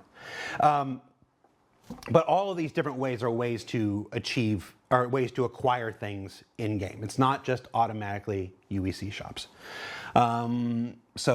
That said, the Wolf kits will eventually be in UEC shops. I'm just making a point that it's not just automatically that. All right, so let's move to some general ship questions. Really excited about the Generalist class of ships, seemingly Yes. formalized by the Clipper. Any other manufacturers that we Yes. might be seeing some Generalist ships from? Yeah, definitely think it's in 2026. There'll definitely be at least one more. Hell Not yeah. to say any more than that. We're just going to reveal the entire 2026 schedule tonight. That's right. All right. There's something. There's going to be another Generalist ship. There'll be another Generalist ship. I'm trying to scratch my head thinking, what we signed up for? I can't remember. It's been so many at this point. Yeah. Misk? And I don't know if this is the next question, but why we've changed the categories and gone through them all. Yeah, in 4.4, people probably logged in and saw that a lot of the categories were kind of fixed and updated on their ASOP. I hadn't noticed that, across my actually. desk for ground vehicles displaying as ground. And it annoyed me immensely. So I went into our tools to have a look at it and just discovered this web of broken stuff. And as you do, you start pulling at the thread and fixing one thing, and then you realize the inconsistencies. So we went through and aligned them all. We got rid of ground as a career, because whose career is ground. So all the combat vehicles that are ground vehicles are now combat with their like subclassification, and that just morphed into just re-looking at them all. Light, medium, heavy, freight. Yeah. We also realigned some of the categories because they were done 5+ years ago when we didn't have the range of cargo ships we have in game. Yep. So we've sort of normalized that out to new numbers. I can't remember if we've published that or it's our thing we're going to do, shipyard. Yeah, no. again. We are. It's one of those things. You and I did the shipyard back in 2016, 2017, and we say every year that it's time to update it and whatever. Yeah. We are going to find time to do an updated shipyard in 2026. That's another thing that's coming in 2026. It's absolutely needed. I got to get these other teams I'm building fully up on board, and I'm not whatever. Then I can go back to that stuff. It also knocked onto the web as well. Like the web store is an entirely different set of data, Oh, yeah. saying an entirely different set of things. So I had to make a post. I had to make a post last week because we are part of the things. People are like, "What does Jared actually do when he's not filming like this?" Well, You've not been filming, have you? one of the things I'm in charge of is this massive store audit that we're doing. So we made a mistake. We've been trying to add. We've been slowly working out definitions for all the different roles and the types and adding them to the website. And like Rome's not built in a day, but I made an update to, and it was me.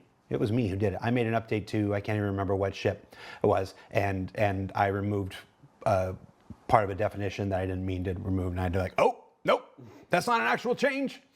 That's me trying to do a good thing, messing up. So we put it on there. No good deed goes unpunished, Jared. Jared, we want more video content because we like it. I like it too. And there will be more video content next year. Probably not back to what it was at the high day, but I am bound and determined to do more next year More than spoilers we for did this year. 2026. That's another thing. I don't know how I'm going to do Just save it. this for like New Year's Eve. This sort of is art. No. It's kind of our New Year's Eve. They might work on New Year's Eve. I'll get in trouble. Have you made any good progress on the Caterpillar and Ironclad command modules? Yes. Good question. Next question. Oh, okay, fine. No, go ahead. Come on. That's all you want from me, Jared? Go ahead and say it. Go ahead and say it. So the actual Parasite stuff for being able to take control of the large ship and fly and control it. We've actually got the first playable coming up very soon. They've used a prototype of existing ships, but the ironclad and the command module have been built with it in mind. There's slight tweaks needed for them to use it with that, but first playable's coming up soon, and we're currently on track to have it come out with it, with the actual release of the ironclad. Oh yeah. Was there any truth to the rumor that you just took the command module of the Caterpillar, stuck asymmetric wings on it, and called it the Clipper? No. Now that you think about the shape, it's similar. No, we turned it upside down and called it the cutter. Yeah, that was the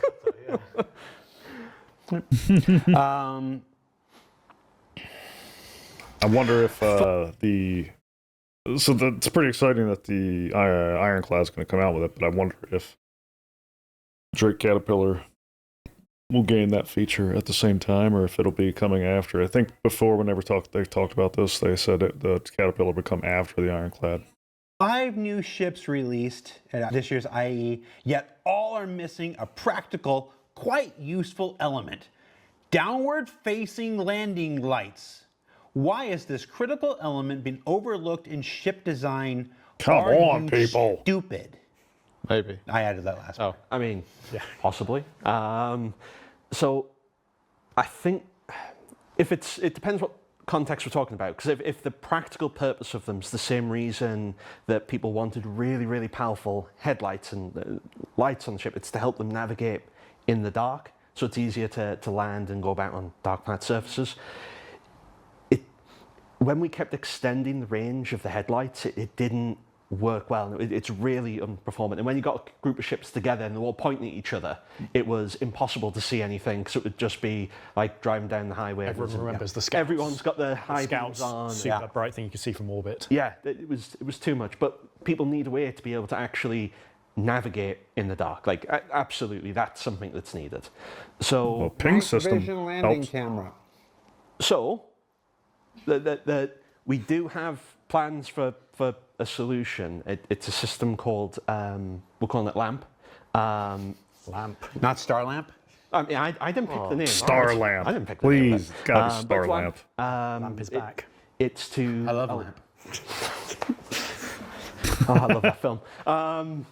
The entire purpose is light amplification, so it's to let people be able to fly and navigate at night. It's currently in early stages. We don't exactly know when it's going to be going out, but what it does is it puts light amplification on all of the canopy glasses, so you actually be able to see what you're doing in the dark. Yeah. If people have used the FPS scopes with the light amplification, it's a more expanded version of that For your cockpit glass? for your cockpit glass. Oh. So Very cool. that's the solution to have you navigate. At That's night. a good Now, if the solution. question was because it's cool, Yeah, it is for cool. ships. Yeah, just blame me. It's fine. I still want an underneath landing camera though. I still want, especially on, what's the one that took off and landed vertically? Sulan. Yeah, so that was good for that. Yeah. I just use the programmable third-person camera. You can program your keys on your numpad, like you can save camera angles into those. That's what I use, so I can quickly flip through. I actually have it bound to my throttle. I got a 4-way thumbstick, and I will just quickly, as I'm landing or whatever, I'll just quickly flip around and be able to see multiple angles of my ship. That works well enough for me.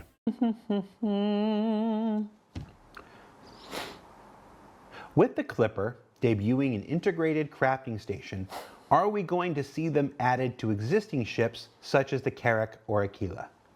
Carrack, yes, because it was one of the promised features of that ship was this repair room, which at the time... I totally forgot about that, but yes, the Carrack has that repair room, and every time I go past it, I'm like, oh man, that'd be cool if that thing worked. That'll be perfect. sort of was pretty undefined, but now it's repair is sort of like crafting your own small items for things, and you can sort of repair adjacently to it.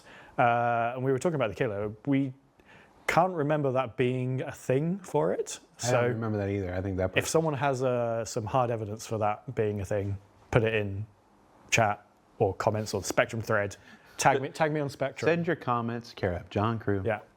We spent like a good hour today digging through every single bit of the old marketing material for every generation of it and couldn't find a thing about it on the Aquila. Aquila. Aquila. Aquila. Aquila. Tomato. Aquila. If anyone has Idris, got Idris. anything of it, just Aegis tag Idris. me and John Spectrum.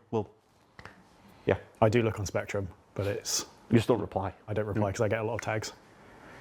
Okay, so here's another one. With another large ship added, Perseus, conspicuously lacking the option to reserve a name, even if it wouldn't be visible in game, can someone please give us an update on the intentions around ship naming? We've had absolutely no word in years to confirm or deny that the original reservation system is still aligned with the team's philosophy. If it is, then what's stopping you from adding ship naming simply on the web hanger side, so we can reserve the unique names we have in mind? So from a vehicle content point of view, there's two things there. Since we introduced vehicle naming and serials with the Hercules and a slew of other ships, we've done the setup on all the ships to support having names since then. So anything in like the last 3-4 years 4 years. Yeah, at least one. has the setup for it. We're not, at least from an art point of view, not particularly happy with how it works because it's basically a fixed size, maximum 32 carry long length string that goes on the exterior of the vehicle. If you name your ship B, it's the same size B as if you had 32 Bs in a line. So it doesn't look great. It doesn't react to the paints. We get to pick the font and the color in the current system. So if you pick, you've got a black hull ship with white font, looks great on the default, you go put a white paint on it, it doesn't react to that. We need to enhance that. So either the paint I'm excited for have an ship override naming. for the serial numbers and colors, or the serials I have a do few some magic to detect ships that. with observable names. And we also want to like highlight them with lighting. So like you see on the Enterprise, it has little lights that illuminate up the name and the serial number. And we need that to work with the dynamic scaling side of it as well. So from a content side of view, it works. We're not particularly happy with it. There's also a huge amount of work that goes on the platform side that they would need to answer. I know it's a hugely manual process because of the way so many people own so many ships, and because it's unique names, they do it in a wave system. So you need to go work out the owners of every ship, divide it into waves, let each wave have time, and like I say, it's manual, and then it has to be approved because people on the internet put naughty words on the outside of their spaceship. Yeah, it basically needs feature work. Yeah, Yeah. Really. we can do it, but it's a huge amount of People on the manual work internet. Still wanted. Chris is. You know who you Lester's are. On it. It just Yeah, needs and feature work. Nigel says, we set all the ships up. There's some polish and niceties that we would like to improve the visuals, but then it's more on the feature side that's the issue. We need it to be scalable as well. From like the time investment to set it up, it's a huge amount. There needs to be more practical way to do it.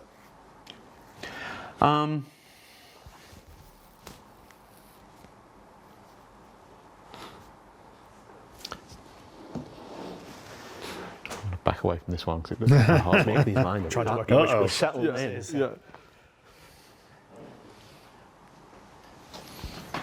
Oh, it's one of them. Oh no. Oh no, it's me. I'm in trouble. Oh. Don't say a word. Mm-hmm. Gonna need some more info on the battlecruiser there, Chief. Don't say a word. Don't say a word. I'll say this so that if somebody gets angry at me, they can just come to me. The battlecruiser, for those of you who don't know, is our last concept. It's from the original crowdfunded campaign. We didn't do any concept ships this year. It's our intention to never do another concept ship again, other than the battlecruiser. And when it comes, I'm gonna watch the chat for this. being a giant military style thing, if only there was a giant military style event that would be appropriate to reveal such things, that's probably where you might expect to learn more about it. And definitely not here, where we've already spilled the beans on too much of the 2026 schedule.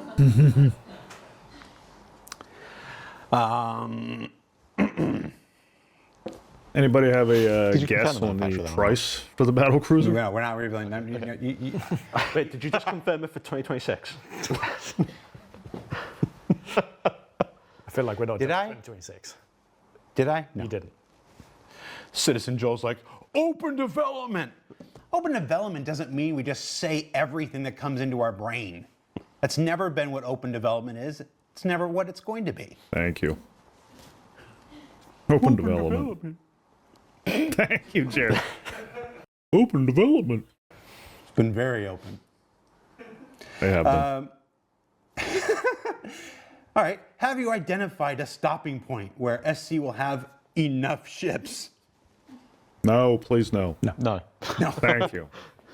Well, why does there have to be a limit? Well, like, Right? we haven't even, like, if you think of a matrix of all different sizes and manufacturers, we haven't even filled one of every size and role. We just got our salvage starter. Right? And One of them. We don't just want one in most of the slots because people want the choice, right? Some people don't like RSI, some people don't like Drake, some people don't like. Those are all terrible Origin. people. Granted, but we want people to have options, and we haven't even filled out the basic matrix yet. And like our alien races, we've Thank got you. a few more systems to make and a few more, places to go. And I think there's a lot of opportunities there. There's one alien race that is in the lore that we've never done anything with. The Kurthak. Yeah. Yeah.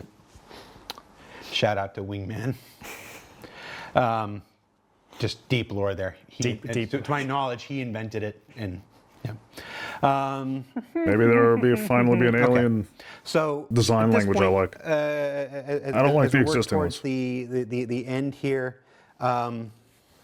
These are going to be more general gameplay questions that are related around spaceships.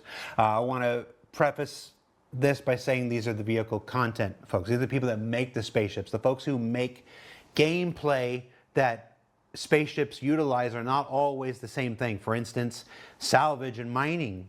These folks have nothing to do with salvage and mining. Those are whole gameplay system design teams and stuff like this. And we will have more shows. It's Torsten and stuff like that. So we're not able to answer every single question that comes in about this stuff, but we've tried to work out a few that we could research and ping some people for some answers. Can you separate docking and hangar requests for ships with a docking port like the Perseus? Please, dear God, yes. As docking is quite buggy and very unreliable, it makes it very hard to get into places like Orison, Alevsky, and stations. Is there anything more we can say other than I think every single one of us here is annoyed by this? It'd be cool. Yeah.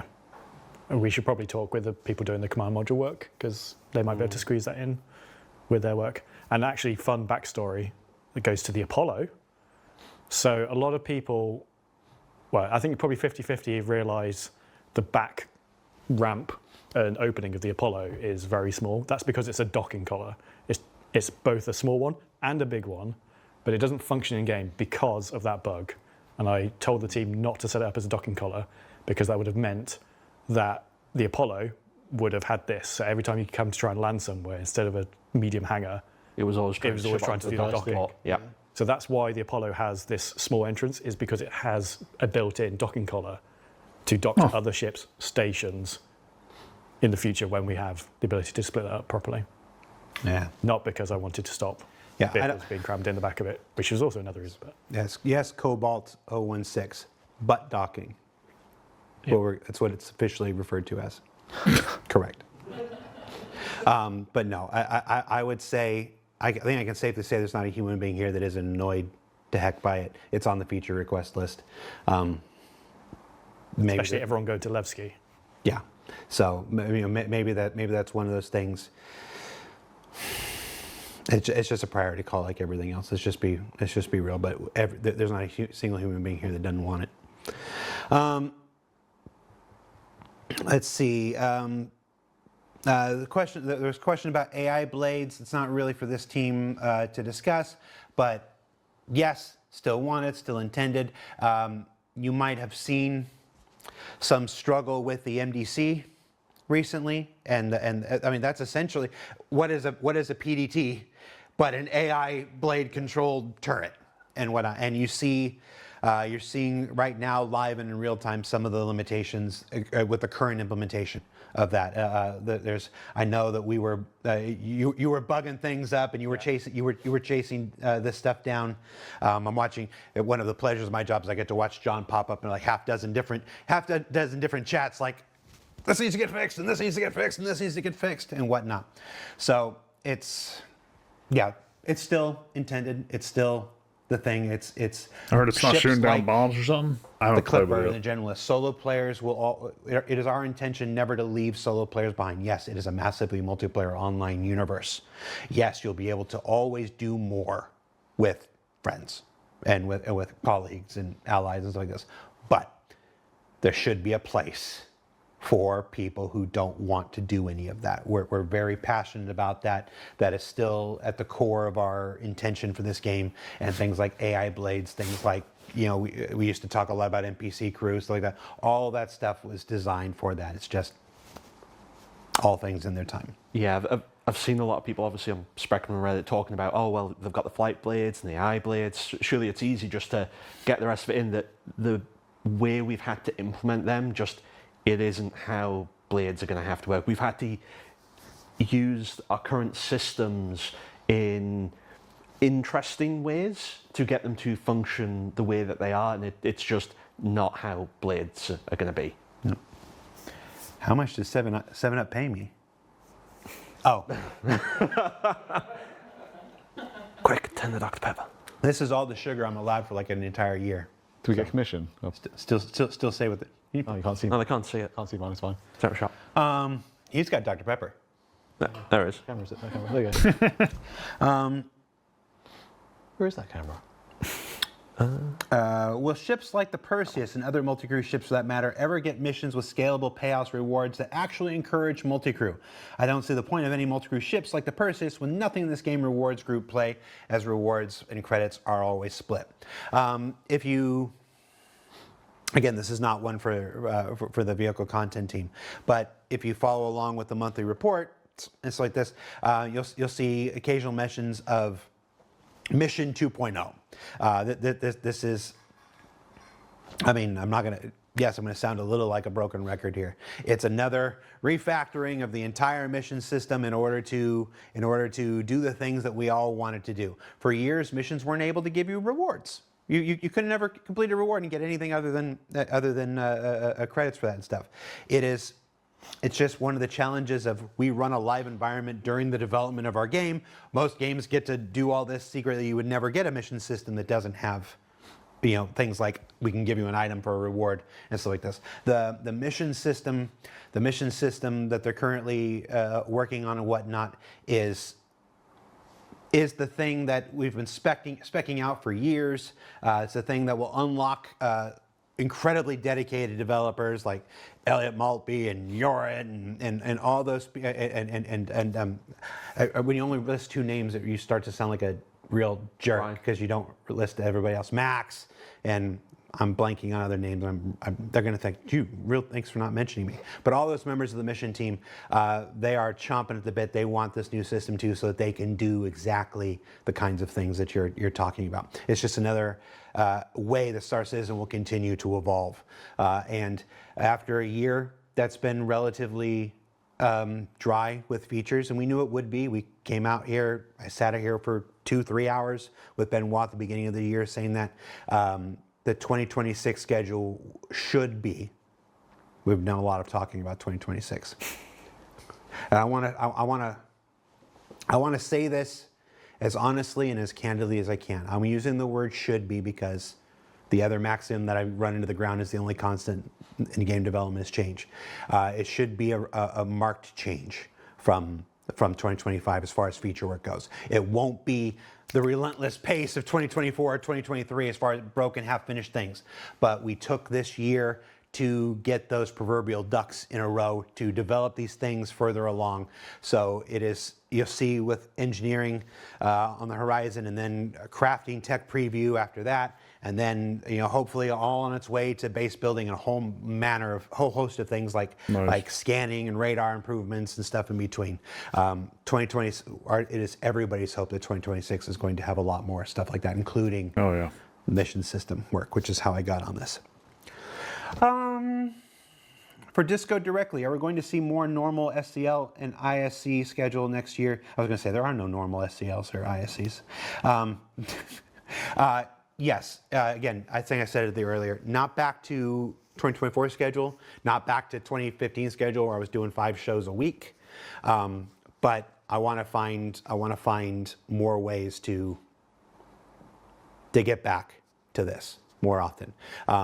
The reason for the change this year was elucidated back in February with that show with Benoit, but it was also big changes in my role here internally and my responsibilities and stuff like this. So we're at the point now where I can go back and we can go back and with feature work coming online, we should be able to tell more stories. It's hard because quite frankly, when you're doing content, you don't want to spoil the content. You don't want to, if we had kept doing an ISC every single week, every single aspect of dark territory and a line of mine, all this, there would have been no discovery for anybody whatsoever. And we just really try to avoid that. We're a game Makes company. sense. It's important. I'm excited for a lot of people are working a lot to make more this feature work tremendous this year, content. though. They would like for you to experience it. I'm hoping in-game. we get a lot more feature work. And I agree with that. So we scaled Which the would shows back. pave the way so for a with lot more feature videos. work coming online next year, we should be able to Yeah. spike the shows up a bit. And we're still kicking around ideas of different kinds of shows we can do. That's still Puppet show. a what? Puppet show. Oh my God, yes. Puppet show. When are we getting the Polaris and other newly released capital ships into PU shops? That goes back to the answer I gave earlier today. Not every ship is going to UEC shops. It's just not. These ships will be attainable in game. These ships will be earnable in game. That's not the same as every ship goes into a store. This is one of those things that he'll forgive me if I speak on his behalf, but I've literally heard him say these words. It's like the idea that you go into a Hertz rent-a-car and rent a Nimitz-class aircraft carrier, like it just makes the brain itch. It's like there should be other ways. That's where crafting comes in. That's where, to an extent, at the moment, Wicklow comes in, so like this, and then other ways, reputation gains and stuff like that. There'll be many more ways for you to attain these ships other than just UEC.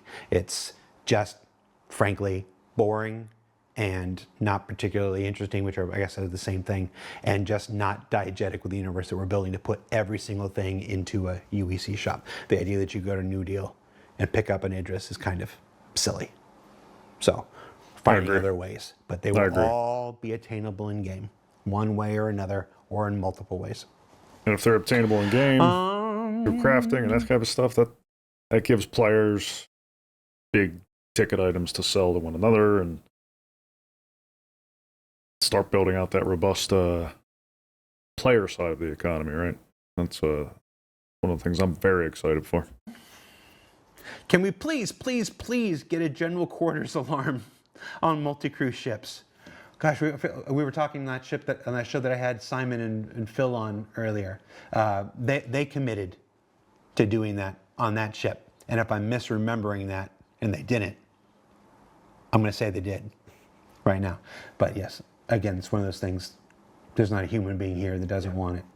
Who doesn't want that red alert moment? You need it. You need that red alert moment. You know, all hands, the battle station, stuff like this. We just want it. Will ballistic weapons have different types of ammunition? For example, high velocity, explosive, incendiary.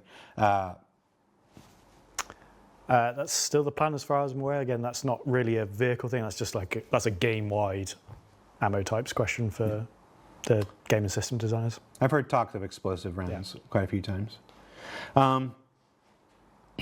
Are you ever going to make turrets actually decent? Yes. Or should we just all bring light fighters? Yeah, that's the work of You'll be enriched. Rich's team or whatever. They've done several passes and making improvements of them over the years. They have gotten better, but I don't think anybody's going to sit here and tell you they're where everybody wants it to be. So I do quite like the idea of little fighters as turrets that you can eject off and. You keep bringing that up. I know. What? Mark keeps shutting me down. What? He wants ships as turrets that detach and fly off. I'll fly around, shoot things and come back. like detachable. Isn't that called a drone? I keep thinking about how they're going to implement drones in this game, and given that the fact that they have like drone operator seats and stuff in ships, it just seems to me like you're going to drop a drone out of the ship or launch it out of the tube or something, and then somebody's going to steer this little floating turret through space. That's how I see drones being implemented in this game. Ship. Turret pods Yeah. that just fly In around. the back, you fly around, blow some stuff up, come back, land. Marky's shut me down. He's the reason of good. In the team. I'll accept that reason. I will, if people don't like that one, I will bear that cross. You know, it makes sense.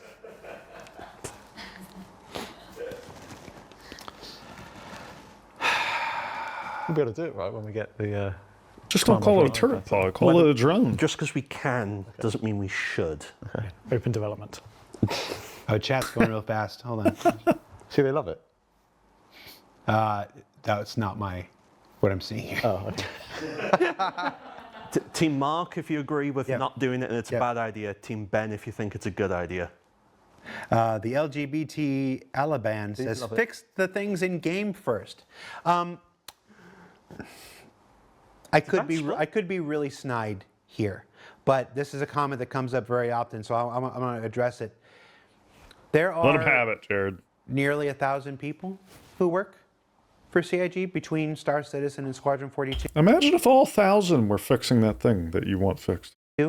And the Just people tripping all over each other.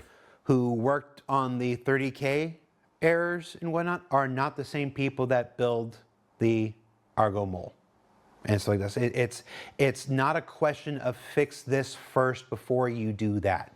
It is with hundreds and hundreds of people on dozens and dozens of teams, all with different focuses, all with different aptitudes, stuff like this. It's possible to do these things over here, not at the expense of these things over here. And in fact, allowing these people to do these things are how these people get to focus and how these people get to bury their head, in their work and just hit on it. There has been a freight elevator strike team going since just before, was it Race for Stanton? Was that one? And they have not stopped. There's been a little strike team, and I'm privileged to be in that chat, and I get to see them every single day. They have not stopped one day since Race for Stanton dropped, working and fixing freight elevator stuff and all the various edge cases and on hardening that system.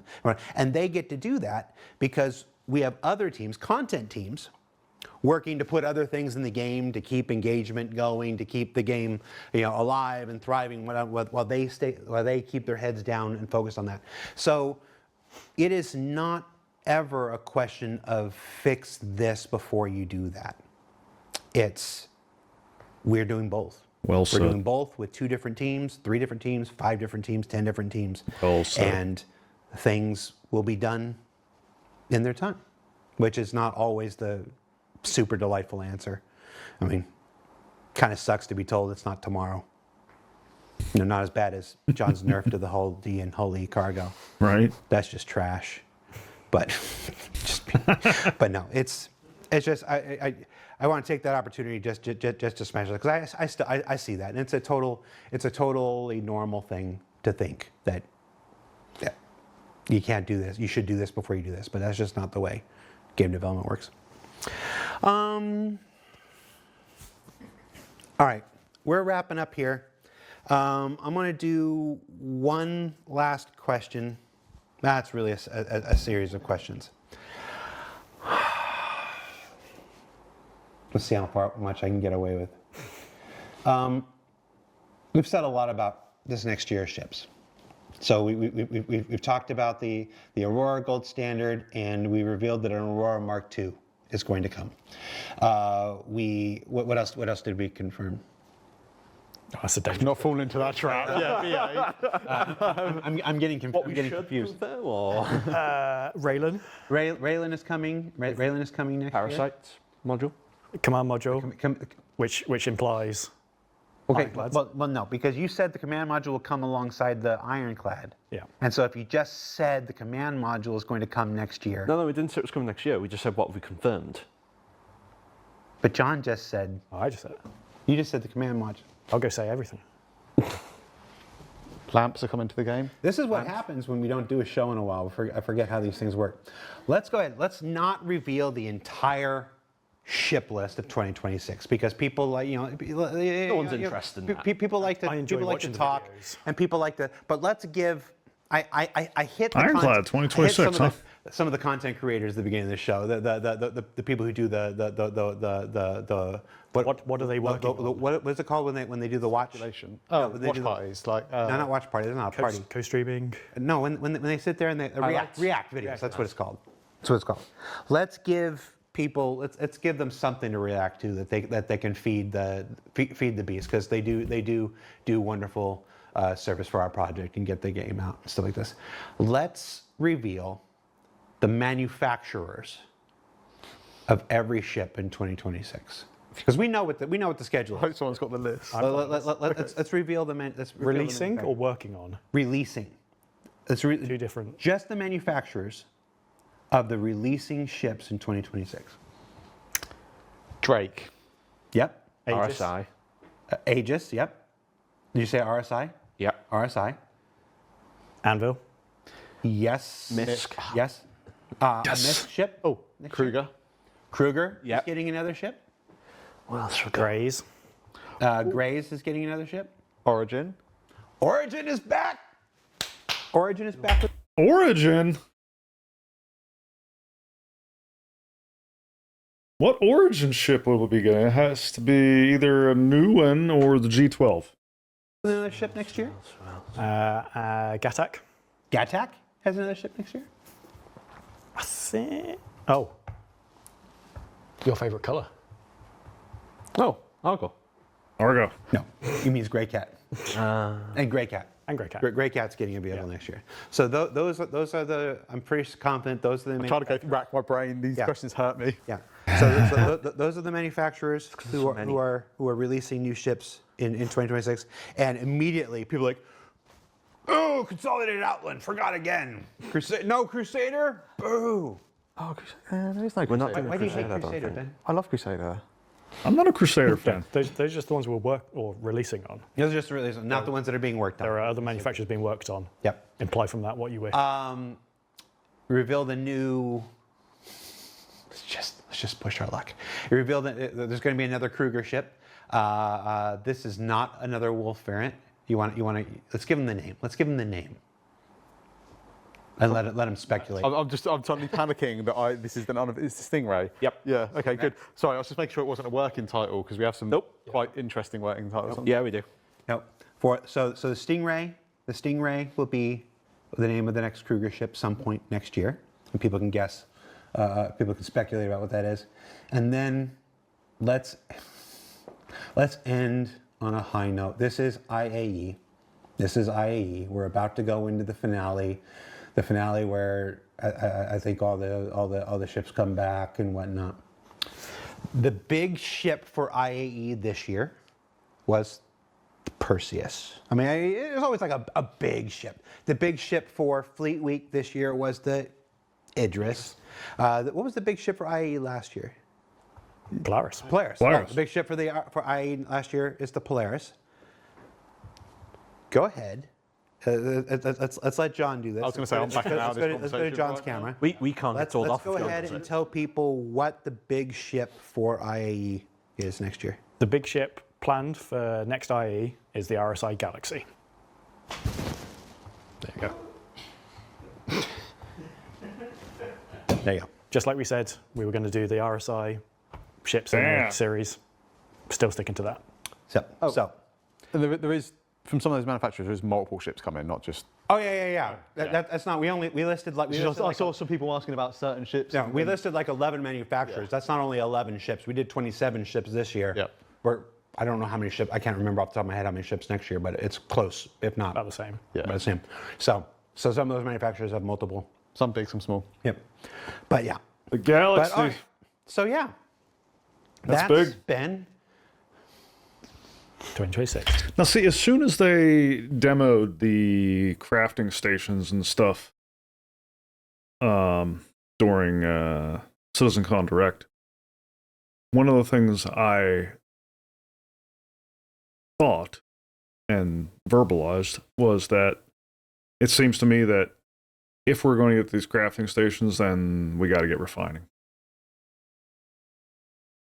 Especially mobile crafting stations, right? Like if you can carry these crafting stations out into the verse, and you can fly these ships with integrated crafting stations out into the verse, like what good does all that mobility get you if you can't refine the stuff that you're pulling out of the ground?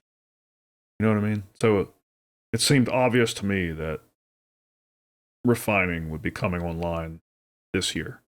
So now, knowing that the Galaxy is the big ship they're aiming for, i.e. next year, which has refining options available, they said there's a MISC ship coming out next year. That's probably the Hull B, but I gotta think they're saying, obviously, there's going to be multiple of each brand. I'm thinking the Expanse is on the menu for next year. I think we're going to get more than one refining ship. The Hull B and the Expanse are my bets for MISC ships next year. The one that surprises me the most is Origin. I did not expect to see another Origin ship, unless it's the G12. I don't know if they're classifying ground vehicles as ships. Yeah, I'd be very eager to see what's on the Origin menu. Star Citizen Live, lots of ship talk. I hope you enjoyed it. Hope you had some laughs. We had some good news. We had some bad news, but all throughout it, we had some real news. And as always, I'm eternally appreciative to John and Ben and Mark, who are willing to come on here and speak candidly about this stuff. Sometimes a little too candidly about the 2026 schedule, but it's all right. Open development. Don't choke, Jared. We kind of need you, mate.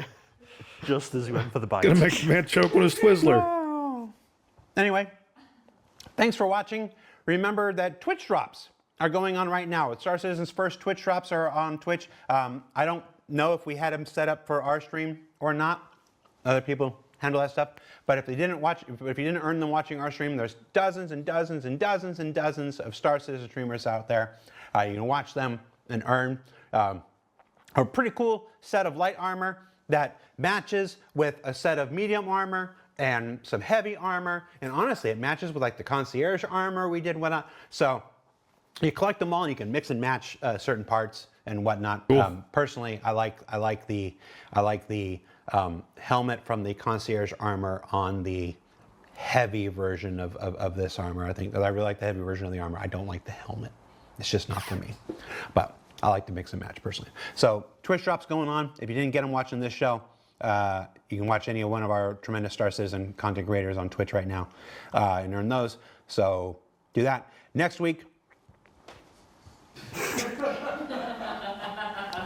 part of my red vine fell off. Our red vine's heads are falling off. What was I saying? Next week, ISC comes back with a special dedicated to engineering. We're calling it Talking with Torsten. Can't wait for that. Because as evidenced we'll definitely by be checking that out. The naming of this episode, I've given right here. I just dropped my... Happy Thanksgiving, everybody. Thank you for watching. Thank you, as always, for continuing to support Star Citizen as we're closing out our 13th year, moving into our 14th year. I think those numbers are correct. And yeah, I won't see you live again before the end of this year. But when I see you live again, it'll be a brand new year, and we'll be off and seeing what 2026 has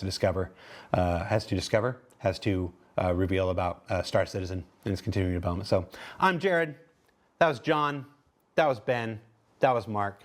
These are Red Vine's Crazy Delicious Thanksgiving treat. See you later. Take care. Remember to spay and neuter your pets. It's Bob Barker from Price is Right. No. You old heads. You know what I'm talking about. Bye, everybody. That was great. That was a good episode.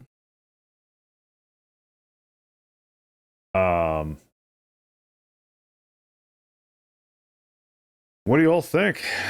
Any other guesses on the ship lineup revealed there at the end? Do you think it's the G12? Something that's simple from Origin, or do you think we're going to be seeing something brand new? I'm hoping we see something brand new. As much as I want the G12, it'd be great to get both. Something brand new and the G12 from Origin would be fantastic. I've been looking forward to the G12 for quite a while. Although, it'll be a lot more interesting whenever we get the 600i rework, because that's what I've been waiting for something to stick in the 600i. I'm calling Hull B, The Expanse, Galaxy. That's a huge goal for IA next year. I know a lot of people are going to be happy to hear that. Overall, really good episode. I was very happy to watch it with y'all. Hope you enjoyed it. I wish I had gotten to watch it earlier, but here we are. It's after midnight my time. So you'll definitely not be watching this on Thanksgiving, but I thank you for watching it whenever you choose to. And I look forward to the engineering talk. That's systems like that will be right up my alley. Until then, let me know what you thought about all this. What are you excited about? Do you agree with me on the generalist being a whole category that we want to see a ton more of? That's a big one for me. I want to see a lot more of that. Wonder what an Origin generalist would look like. That'd be pretty cool. All right. Until this next chat or until the next video. Take care, y'all. Grolo out.